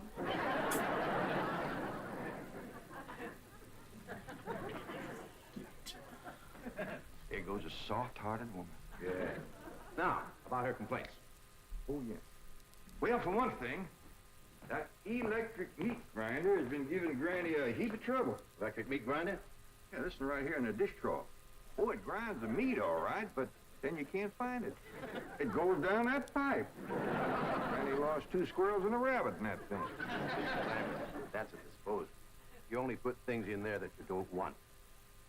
Now, Mr. Drysdale, that ain't altogether true. Granny sure one of them squirrels and that rabbit. And another thing, this here sideways pump don't work at all. We must have carried in a barrel of water to prime that thing, but it don't work. Oh, there's another thing. Every once in a while, this little thingamajig here makes a ringing noise like that. There it goes again. Well, that's a telephone. Someone's calling you. I don't hear him. They're calling you on the telephone. Say hello into it. Hello. You have to lift the receiver first. Now say it. Hello. Mr. Clampett? He said my name. Can they see through this thing? No. Mr. Clampett, may I please speak to Mr. Drysdale? Well, they sure can see, or else how would they know you're standing here? That's my secretary. She knows I'm here. Yes, Miss Hathaway. Mr. Drysdale, I have some messages. I'll be doggone. Granny! Ellie Mae! Come look what we got! The Clampetts have just discovered the telephone.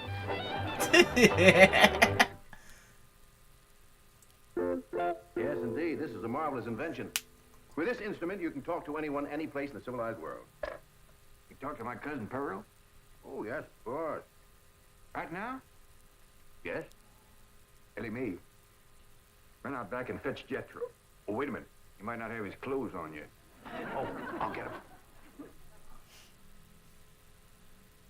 Jed, is he greening us?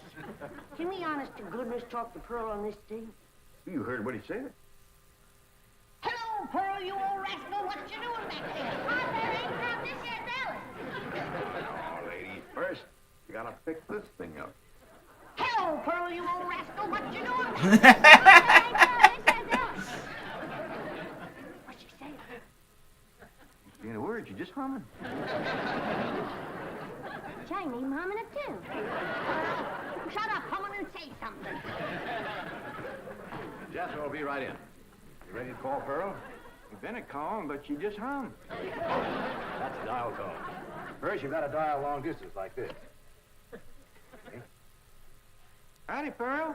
Hello, Pearl, you old rascal. What you doing back there? Come on, there ain't no this here alley. This is long distance. We know that, Pearl. Oh, I believe you have the operator. What's Pearl's number? Number? Operator. Just a moment. Hey, folks, Mr. Drysdale told me what y'all was up to. You can't talk to Ma on that thing. Well, look who's getting too smart for his britches. Too big for him, too. Mr. Drysdale says we can talk to her. Yeah, you think you know more than Mr. Drysdale? Well, I know Ma ain't got no telephone. Excuse me, call operator. You shortball things. And who asked you to butt in? I'll get it. I know what to do when it does that. Hello? Yeah, he's here. Well, for goodness sake. Well, sure. Well, howdy there, Miss Drysdale. Let's hear it. Margaret! Oh, how wonderful. What? Man? No. Oh, yes, the telephone man. Yes. Well, how are you? I'm worried, that's how I am. I'm afraid, Milburn, that you've let the wrong kind of people move in next door to us, and I'm dreadfully upset. Now, dear, you mustn't let yourself get into this condition. Control yourself. No, dear, you mustn't come home yet. No, not until we get them in shape. I mean, get you in shape. You know. Now, we'll wait until you're cute. Milburn, I want to meet the Clampetts as soon as possible. Now, when will that be? What about Christmas? Next year. Milburn, this conversation is making less and less sense. Now, I want the truth about the Clampetts, or I'm flying home immediately.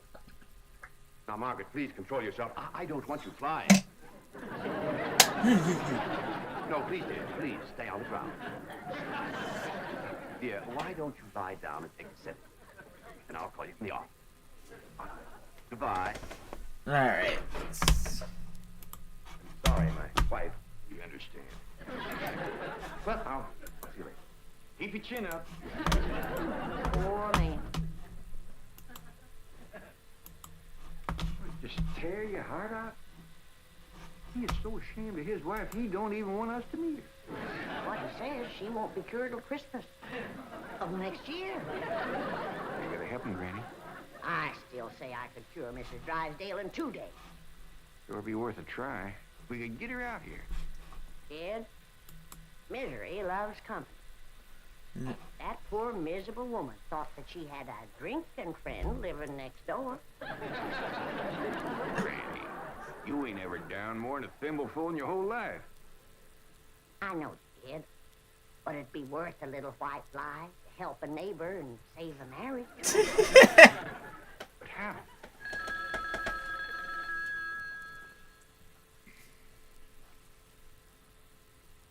Hello? Yes, ma'am. You got a stroke of luck, Granny. It's Mrs. Drysdale again.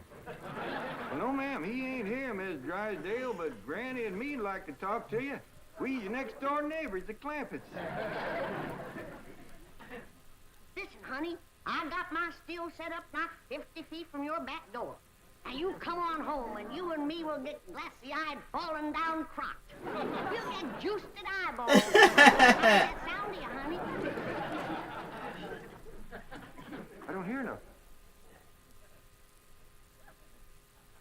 Me neither.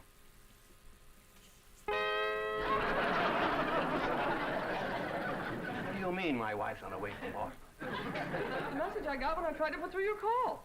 She's on a jet, right? Never mind the grisly details. Oh, I am ruined.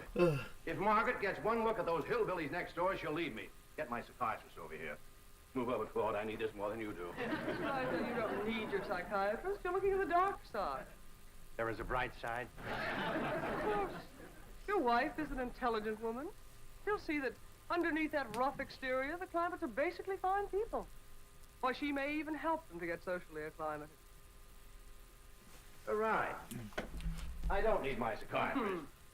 You do. Your wife will take... My wife, through whose aristocratic veins flows blood the color of bluing, considers anyone whose ancestors did not arrive on the Mayflower immigrants.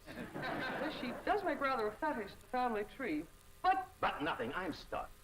I'm either going to lose my wife or my largest depositor. That's what makes the whole thing so difficult. You know, I like the Clampetts, but I love my wife. Isn't life weird? She's a snob, she's a hypochondriac, she's not young and beautiful, but I love her.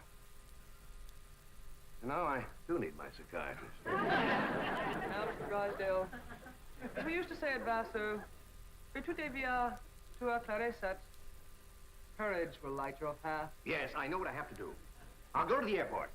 I'll take Margaret in my arms. I'll Let's look her in see. the eye and lie like a rug. I'll tell her the Clampetts have left town and put her back on the plane. I beseech you, do not become enmeshed in a web of lies. But it won't be a lie if the Clampetts are tricked into actually leaving town. But they're just getting settled. What could possibly induce them to leave town? That's your problem. Me? You expect me? But they like you. Finagle them into going to Palm Springs for a few days. No, no. I will not help you spin your deceitful web. Miss Hathaway, would you rather be an unemployed secretary or a spider, Ray? You know, I think the Clampetts might enjoy Palm Springs. Palm Springs? Where's that? About 125 miles from here. In the desert. Desert? Yeah, remember we crossed from them on the way out here. All that sand? Yeah, I remember. You ain't getting me to no desert. Trees were so far apart, the woodpeckers had to tote lunch. But this is different, Granny. This is a beautiful resort with lots of trees and fine hotels and swimming pools. We got a pond for swimming right there. Ellie's out swimming right now. Didn't jump in with her clothes on, did she? I don't know. Oh, surely not. She promised to wear the lovely swim ensemble I got her. Yeah, she done just like Jethro. Here she comes with the dress shrunk clear up to her. Granny! What's the matter? All her hair come out. What? It's true. Ellie lost her beautiful hair. Heaven help her, she's bald as an eagle. Ellie Mae, take off your bathing cap. Oh, praise be. All right, but Ellie, you hadn't ought to went swimming with your clothes on and shrunk up that nice dress. This ain't a dress, is it, Miss Jane? No, dear, it's a beach jacket to wear over a bathing suit. Ellie Mae Clampett. Cover up your nakedness, child. That's the way everyone goes swimming out here. It's perfectly proper. Well, you wouldn't catch me in nothing like that. Me neither. Mr. Clampett, how would you like for a member of your family to become Princess of Palm Springs? What? They're holding a beauty contest at the Springs this week, and someone in this very room has the face and the figure to win. When the judges see her in a bathing suit... I told you I ain't putting on no bathing.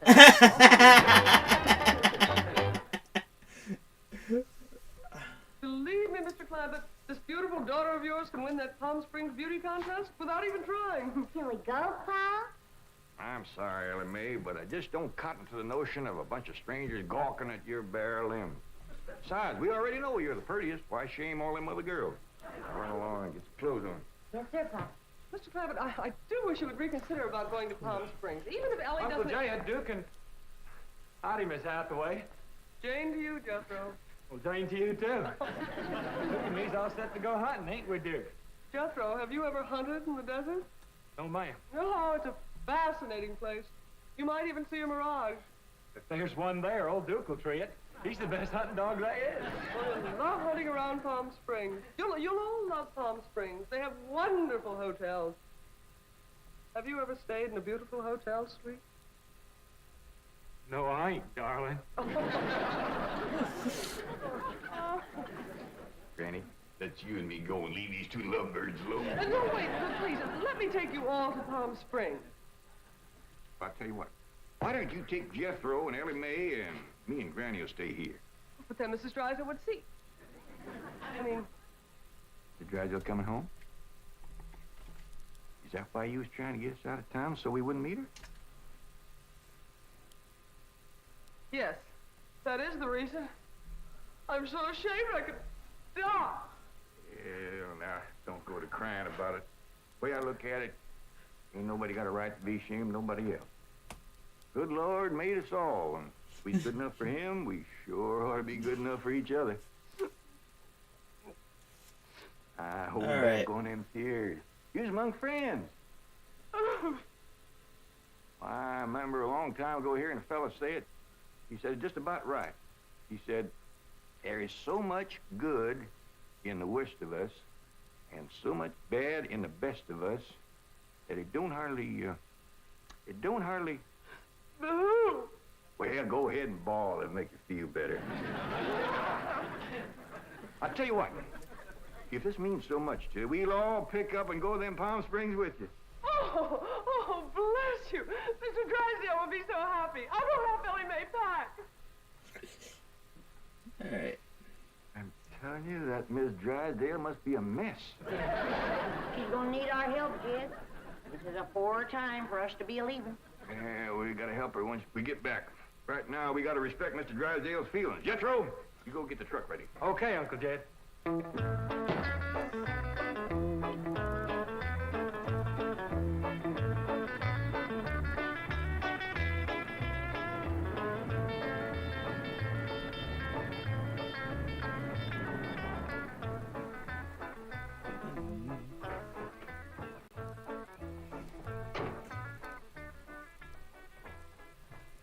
There, Elton.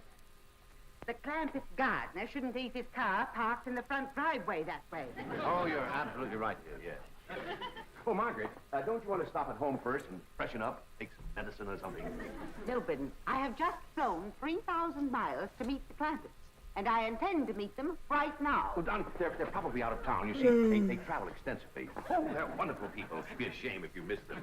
But I know how anxious you are to get back to Boston and your doctors. And Sonny. How is Sonny?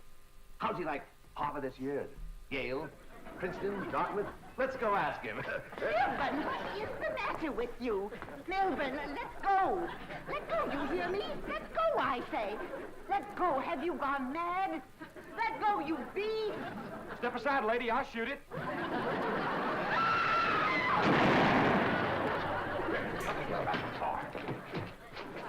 What'd you shoot, Jethro? I think it was a fox. Who's that? My wife. And why aren't you in Palm Springs? Let's get her home as quickly as possible. What's going on? Jethro shot a fox. That's Miss Drysdale, stewed to the gills. Wonder if they get much to see her. Poor woman. You mean poor husband. Yeah. We can't go up to Palm Springs and leave our neighbor at a time like this. That's right. We gotta pitch in and see that his wife gets cured. Uncle Jed, are we going hunting? Might as well. It'll be a while before she sleeps that one off. Well, I hope there's some possum around. These skinny old California foxes ain't worth shooting at.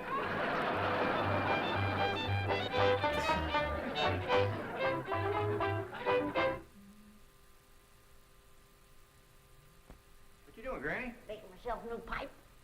Oh, I got something here you're gonna cotton to. That banker fella gave them to me. What's that? Winston cigarettes. Yeah. Granny, they is first rate.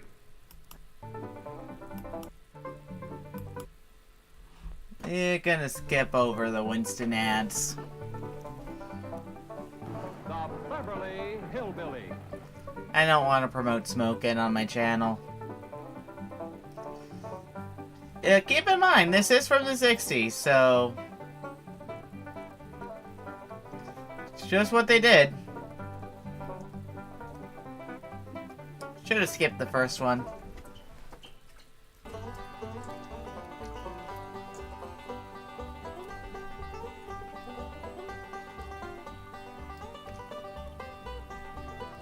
All right, now, Jethro, tell us exactly what happened with Miss Drysdale. Well, I come around the side of the house, and I see this here lady fighting with a furry-looking varmint. Turned out it was Miss Drysdale. No, Uncle Jed, it was a fox. The lady was Miss Drysdale. Oh, Oh, yeah. So I grabs up the shotgun, and I says, "Step aside, lady, and I'll shoot it." Well, instead of that, she whipped around and threw that thing in the air. Well, I shot it on the fly, with both barrels. Blew my white fox fur to shreds. I wonder if she fainted dead away. I caught her just in time. The chauffeur had to help me get her into the car. She was out like a light. She was stewed to the gills. You said it took 2 men to get her back in the car. You know, Jethro, could be that there fox was Miss Drysdale's pet. Why in tarnation would she want a sneaky old fox for a pet? Them kind of people are liable to do anything. What kind of people? Ask your pa. Well, I reckon I can't protect you from the ugly side of life forever. You see, Miss Drysdale is what city folks calls what was her husband called, Granny? Hypochondriac. Yeah, that means she drinks a little. Little. Her own husband said her bedroom was full of bottles.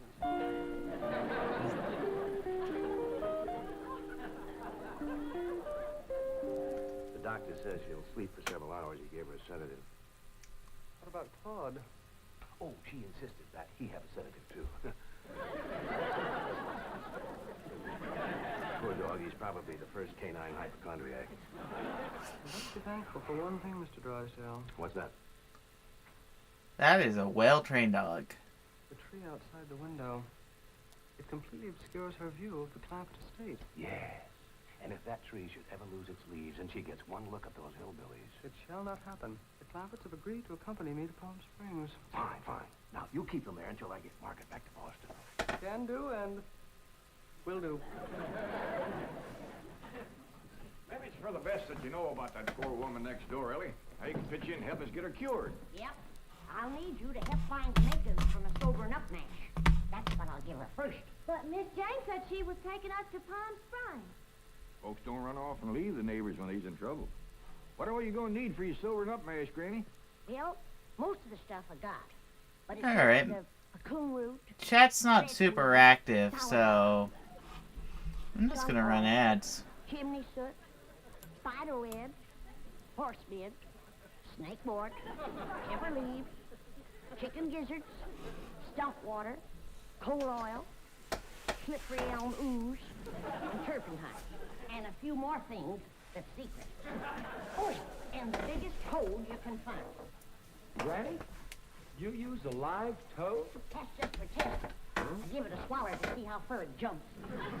Last time Granny used a sobering up mash, set a new record. Clean over the top of Alverny Bradshaw's clothesline. That's tall jumping for a toad. Oh, this wasn't no toad. This was Alverny's husband, Homer. Him Granny was sobering up.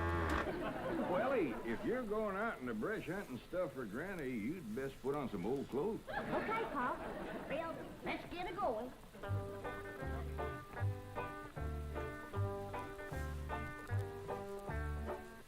Oh, I pert near forgot. I have to have some goat's milk. After Mrs. Drysdale takes my sobering up mash, she has to have fresh goat's milk every half hour to stop the burning. Well, I reckon Jethro can borrow some. Well-to-do neighborhood like this, folks is bound to keep goats. Everybody except us. We ain't even got a cow. Or pigs neither. Nor chickens. We ain't even got nothing to pull a plow. You're supposed to be so dad blame rich. I'll bet you're the only family in Beverly Hills that ain't got a mule. I reckon it is high time I was stocking this place. Even Mr. Drysdale's been after me to buy some cattle. Oh, good for him. Yeah, just the other day he says, Mr. Clampett, you got $25 million in cash. You ought to put some of that money into stock.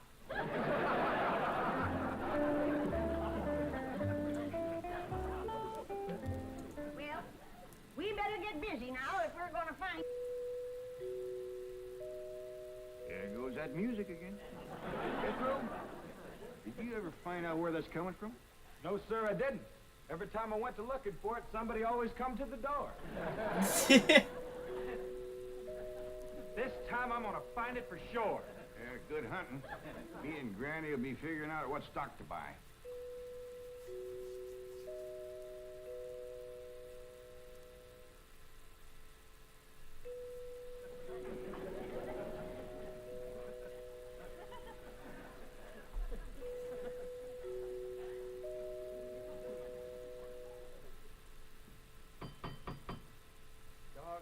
it never fails. Howdy, Miss Hathaway. Oh, please stop calling me Miss Hathaway. Now, if I can call you by your first name, Jethro, surely you can do the same for me. But, well, howdy, Miss Jethro. How about calling me Jane? I like that better. Well, are we all set to leave for Palm Springs? No, ma'am. Uncle Jed and me's going to town and buy some stock. Stock? Yes, ma'am. Mr. Drysdale, he told Uncle Jed he had ought to put some of his money into stock. He dictated a memo on that. But you needn't waste time driving into town. You can order your stock by telephone.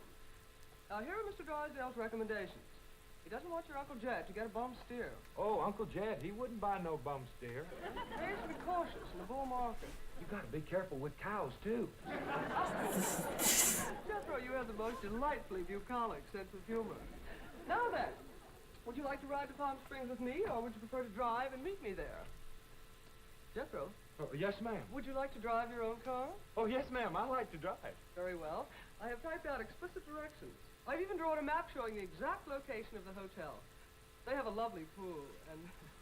Jethro. Yes, ma'am? I'm taking a bikini to Palm Springs. Is that faster than a train? Jethro, you dear naive boy. You shall see when we go swimming. You Tarzan. Me Jane. No, ma'am. I'm Jethro Bodine. I almost hate to see you change. I ain't gonna change. Oh, yes, you will. Under my tutelage, you will become an educated man of letters. Someday I shall introduce you Alright. to Jethro Bodine. B.A. M.A. Ph.D.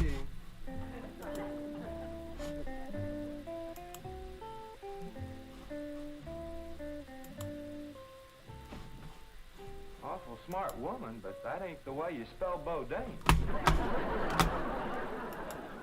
All I know is this is the kind of stock Mr. Drysdale thinks is good.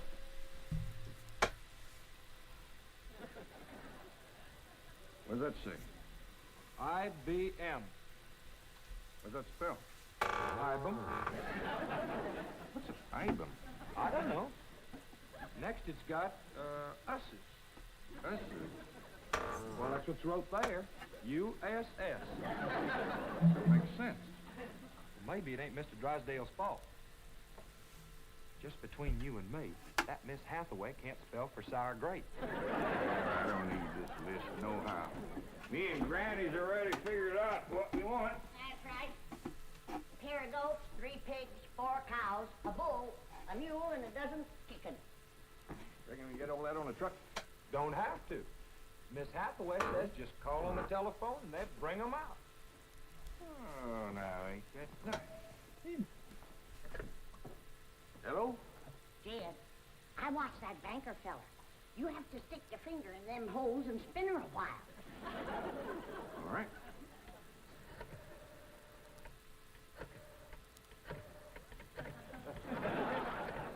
Reckon that ought to do it. Operator. Oh, howdy, ma'am. This here is Jed Clampett. I'd like to buy some stock. What number do you wish? Number? Oh, a couple of goats, 3 pigs, 4 cows, a bull, a mule, and a dozen chickens. I'll give you information. Well, thank you, ma'am. I appreciate all the information you can give me. It's the first time I ever bought stock on the telephone. Perhaps I'd better connect you with a supervisor. 2 heads is better than 1. Supervisor speaking. May I help you? Well, thank you, ma'am. This here is Jed Clampett, and I'd like to buy some stock. Do you know the number you wish to reach? Well, that's more or less up to the animals. But the number I want to start with is a couple of goats, 3 pigs, 4 cows, a bull, and a dozen chickens.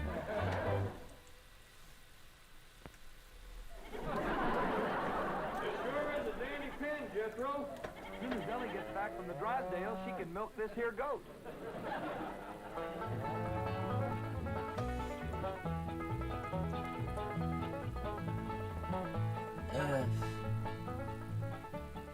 Mr. Drysdale sure has got a nice house, ain't he, Granny? Yep. Nice house, nice car, nice job. But the evil of drink has sure laid a heavy hand on his heart. Never forget, Ellie, drinking is a curse. You take a drink now and then, Granny. Never more than a thimbleful.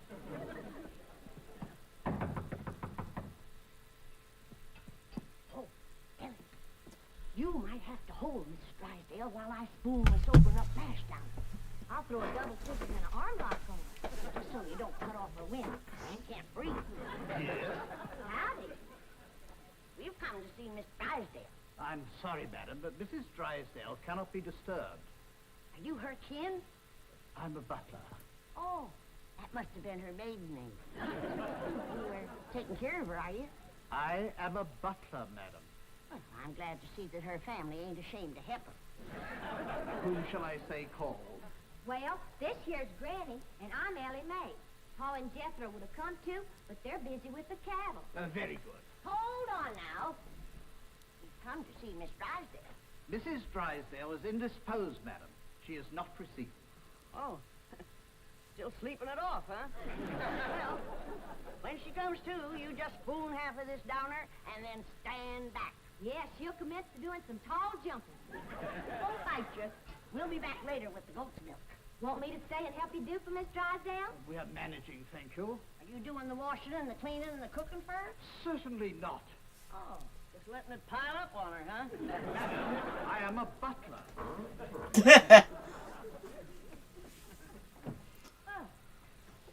Wants me to haul him out of there, Ranny, and wrestle him down? Gin folks have certain rights.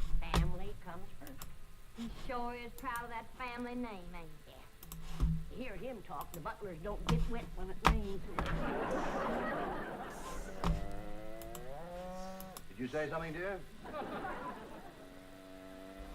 Well, speak up, dear. Come in. I beg your pardon, sir.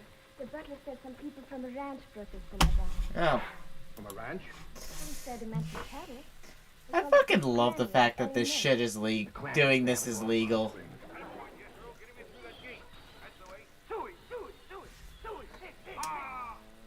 They didn't renew the copyright. No, surely not. Marie, tell me I'm hearing things. You're hearing things, sir. Cows, chickens, pigs, goats. No.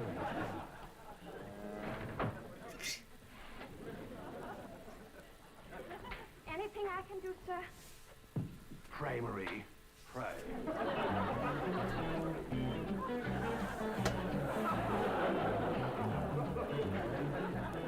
Hold your horses, I'm a-coming. Oh, howdy, Mr. Drysdale. Did your wife pick Howdy, up? Marie. Where's your father? He's tending the cattle. He brought cattle into this beautiful estate? No, he called on the telephone, and some men brought him in a truck. Yes, sir. I'm just fixing to go milk the goat. Come on out to stock pen. Stock pen?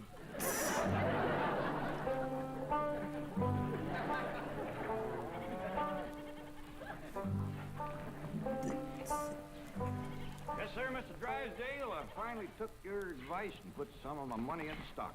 How's that goat milk, Ellie? Just fine, Pa.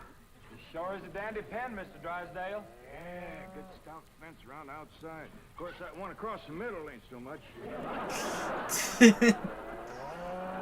Bulls already jumped it twice and ain't even mating season.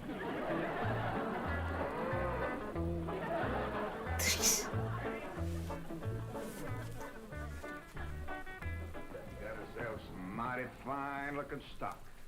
Of course, they need a little fattening up. Mr. Drysdale happy to see him? Granny, he was so happy he couldn't talk. He just kind of hung on a fence and made little gurgling noises in his throat. Well, that poor man has some joy coming to him. I'm glad to be able to help him to forget his trouble for a spell. Here's the goat's milk, Granny. Oh, good, Ellie. Now, you run that right over to Mrs. Drysdale. That sobering up mash smarts considerable unless you follow it up with fresh goat's milk. Ellie, Mr. Drysdale ever find his tongue? Yeah, Pa. Whilst I was milking the goat, I heard him kind of mumbling like he was giving thanks. He says, "Oh, what have I done to deserve this?" Lord love him. Ain't that pitiful? Hurry, child, now hurry. You know, Granny, it gives a person a mighty good feeling to help a neighbor. You betcha. And he needs it. Because his wife's kin ain't no help. Who's that? That high and mighty Mr. Butler. That's who. When Ellie and me took the mash over, wouldn't let us see Miss Drysdale. Well, now you can't hardly blame him for not wanting folks to see it. Uncle Jed, the bull jumped that little fence again, so I tied him back over on his side. Where's Mr. Drysdale? I asked him to come in for some coffee. It was the funniest thing would happen to him. You know how he was hanging on the fence of the stock pen, kind of gurgling and mumbling happy-like? Well, all of a sudden, he points up towards his house and says, "My wife. That's her window." Then he goes tearing off into the bushes like a bear was after him. She took the mash and he seen her jumping. Like Ellie, he's gonna get there with the goat's milk just in time. Oh. Oh, Sonny. Sonny, your mumsy just had the most ghastly dream. I was going to see our new neighbors, the Clampetts, and suddenly this dreadful giant appeared with a huge gun and shot my beautiful fox fur. Isn't that the most dreadful... Claude, what are you eating? Oh, did Ravenswood bring my darling boy some nice sweet guy? Claude. Claude! Marie, come and get Claude. What's the matter, dear? Claude, he's having something. Something wrong? Yes, Marie. Open the window. Yes, let's have some fresh air. No. You take Claude to the doctor. I'll get the window.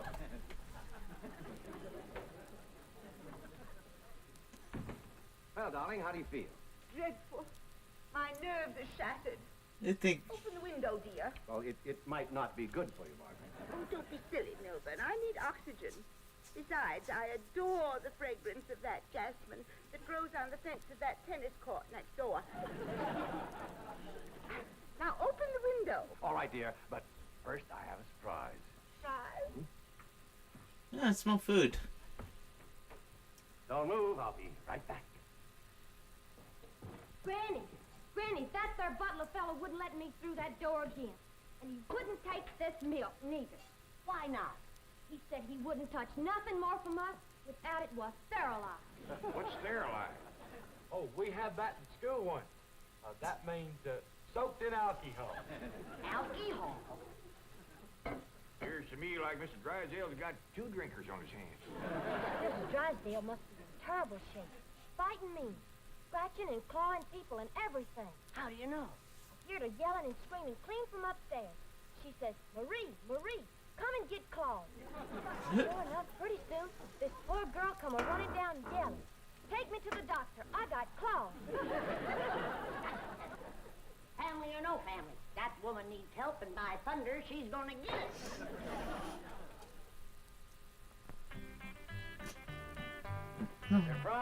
Surprise! Milburn, have you taken leave of your senses? You know I'm much too nervous to watch television. But, darling, the doctors in Boston said your nerves were just fine. Those Boston doctors. They had the audacity to tell me that I was perfectly healthy. I said, I'm not paying you all that money to tell me I'm healthy. Milburn, I do not want to watch television. Well, you don't have to watch it, dear. Just listen. There's an exciting Western on. Weston, Milburn, shut that off and open the window. There we are. Milburn, are you going to open the window or am I? I am, dear.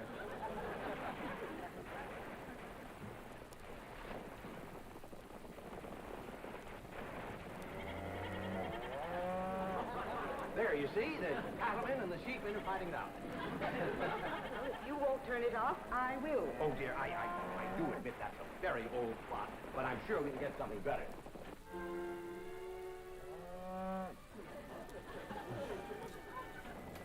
That medical program, go back to that. Well, don't you think that's a bit depressing?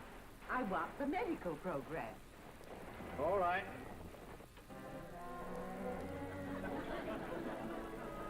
Milburn, I still hear the cattle and the goats. Yes, you see, this is the latest thing in television program. A medical western. Medical Western. Yes, yes, I think it's called Sagebrush Surgeon. That's the window he pointed to right there. Gotta get some fresh goat's milk up to that woman some way. I could shinny up the tree and climb right in that window. Oh, Jethro, ain't fitting for a man to be in a woman's bedroom. How about me? No, Ellie. You're too young to handle somebody wrestling in the grip of old John Barleycorn. I gotta get up there and have a goat handy to milk ever so often. I think I got it figured out, Granny. I'll get a rope, throw it over that limb, hoist you up to the window. Jethro, you get that Mr. Butler away from the front door. And then, Ellie, you take the nanny goat, lead it upstairs to her room for Granny. All right, Paul. But that little goat ain't gonna do nothing if he's got that little chicken sitting on his back. That's all right. Raw egg ain't gonna do Mrs. Drysdale. I think I'm gonna end it after this episode.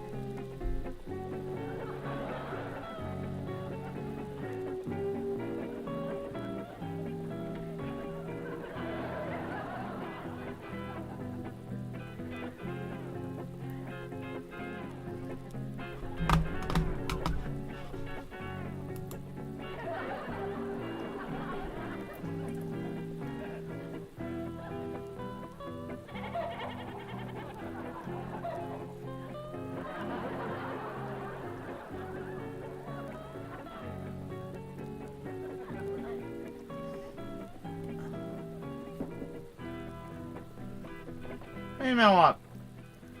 Margaret, what are you doing? Packing. I'm leaving immediately. Oh, don't leave me. I love you. I love you too, Milburn. Why don't you come to Boston with me? You haven't seen Sonny for a long time. I don't understand. Why have you suddenly decided to go back to Boston? See those doctors. Let them dare to tell me now I don't have a nervous condition. I'm even having hallucinations. It's wonderful. Hallucinations? I just saw a witch fly by that window, and there's a goat in the bathtub with a chicken riding on its back. Oh, you couldn't see them, dear. Only someone with my shattered nervous system. There goes the witch again. Oh, Milburn, I'm the happiest woman in the world. It's marvelous. Wait until those doctors hear this. Can't get in the attic and she won't open the window. Heist me up again. Here, Milburn. Let's have a vitamin toast to my coming triumph.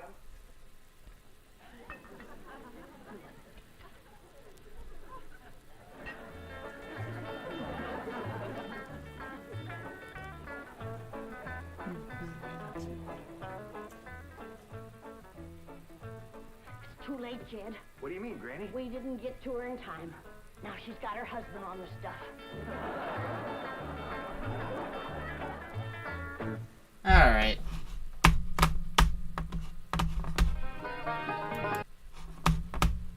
That's enough Beverly Hillbillies. Switch over to the chatting screen.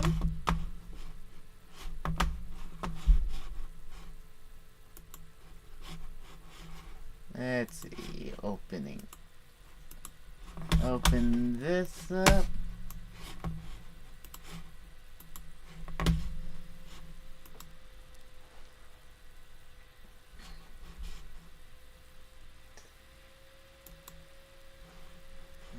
And where's my playlist?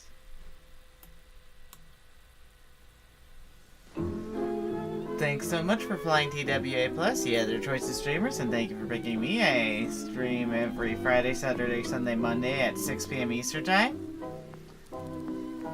Next week, next Monday, we'll probably watch some more Beverly Hillbillies. Friday, video game. Friday, more Shantae. Saturday, more D&D. Sunday, video games again. And I guess that is it. Let's find someone to raid.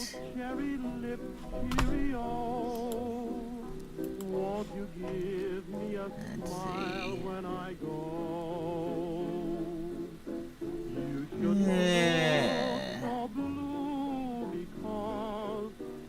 wanna love that smile of yours. Cheerio when the moon sails along. In your Buck is heart, right here. Alright, that's all folks. Thank you all for coming.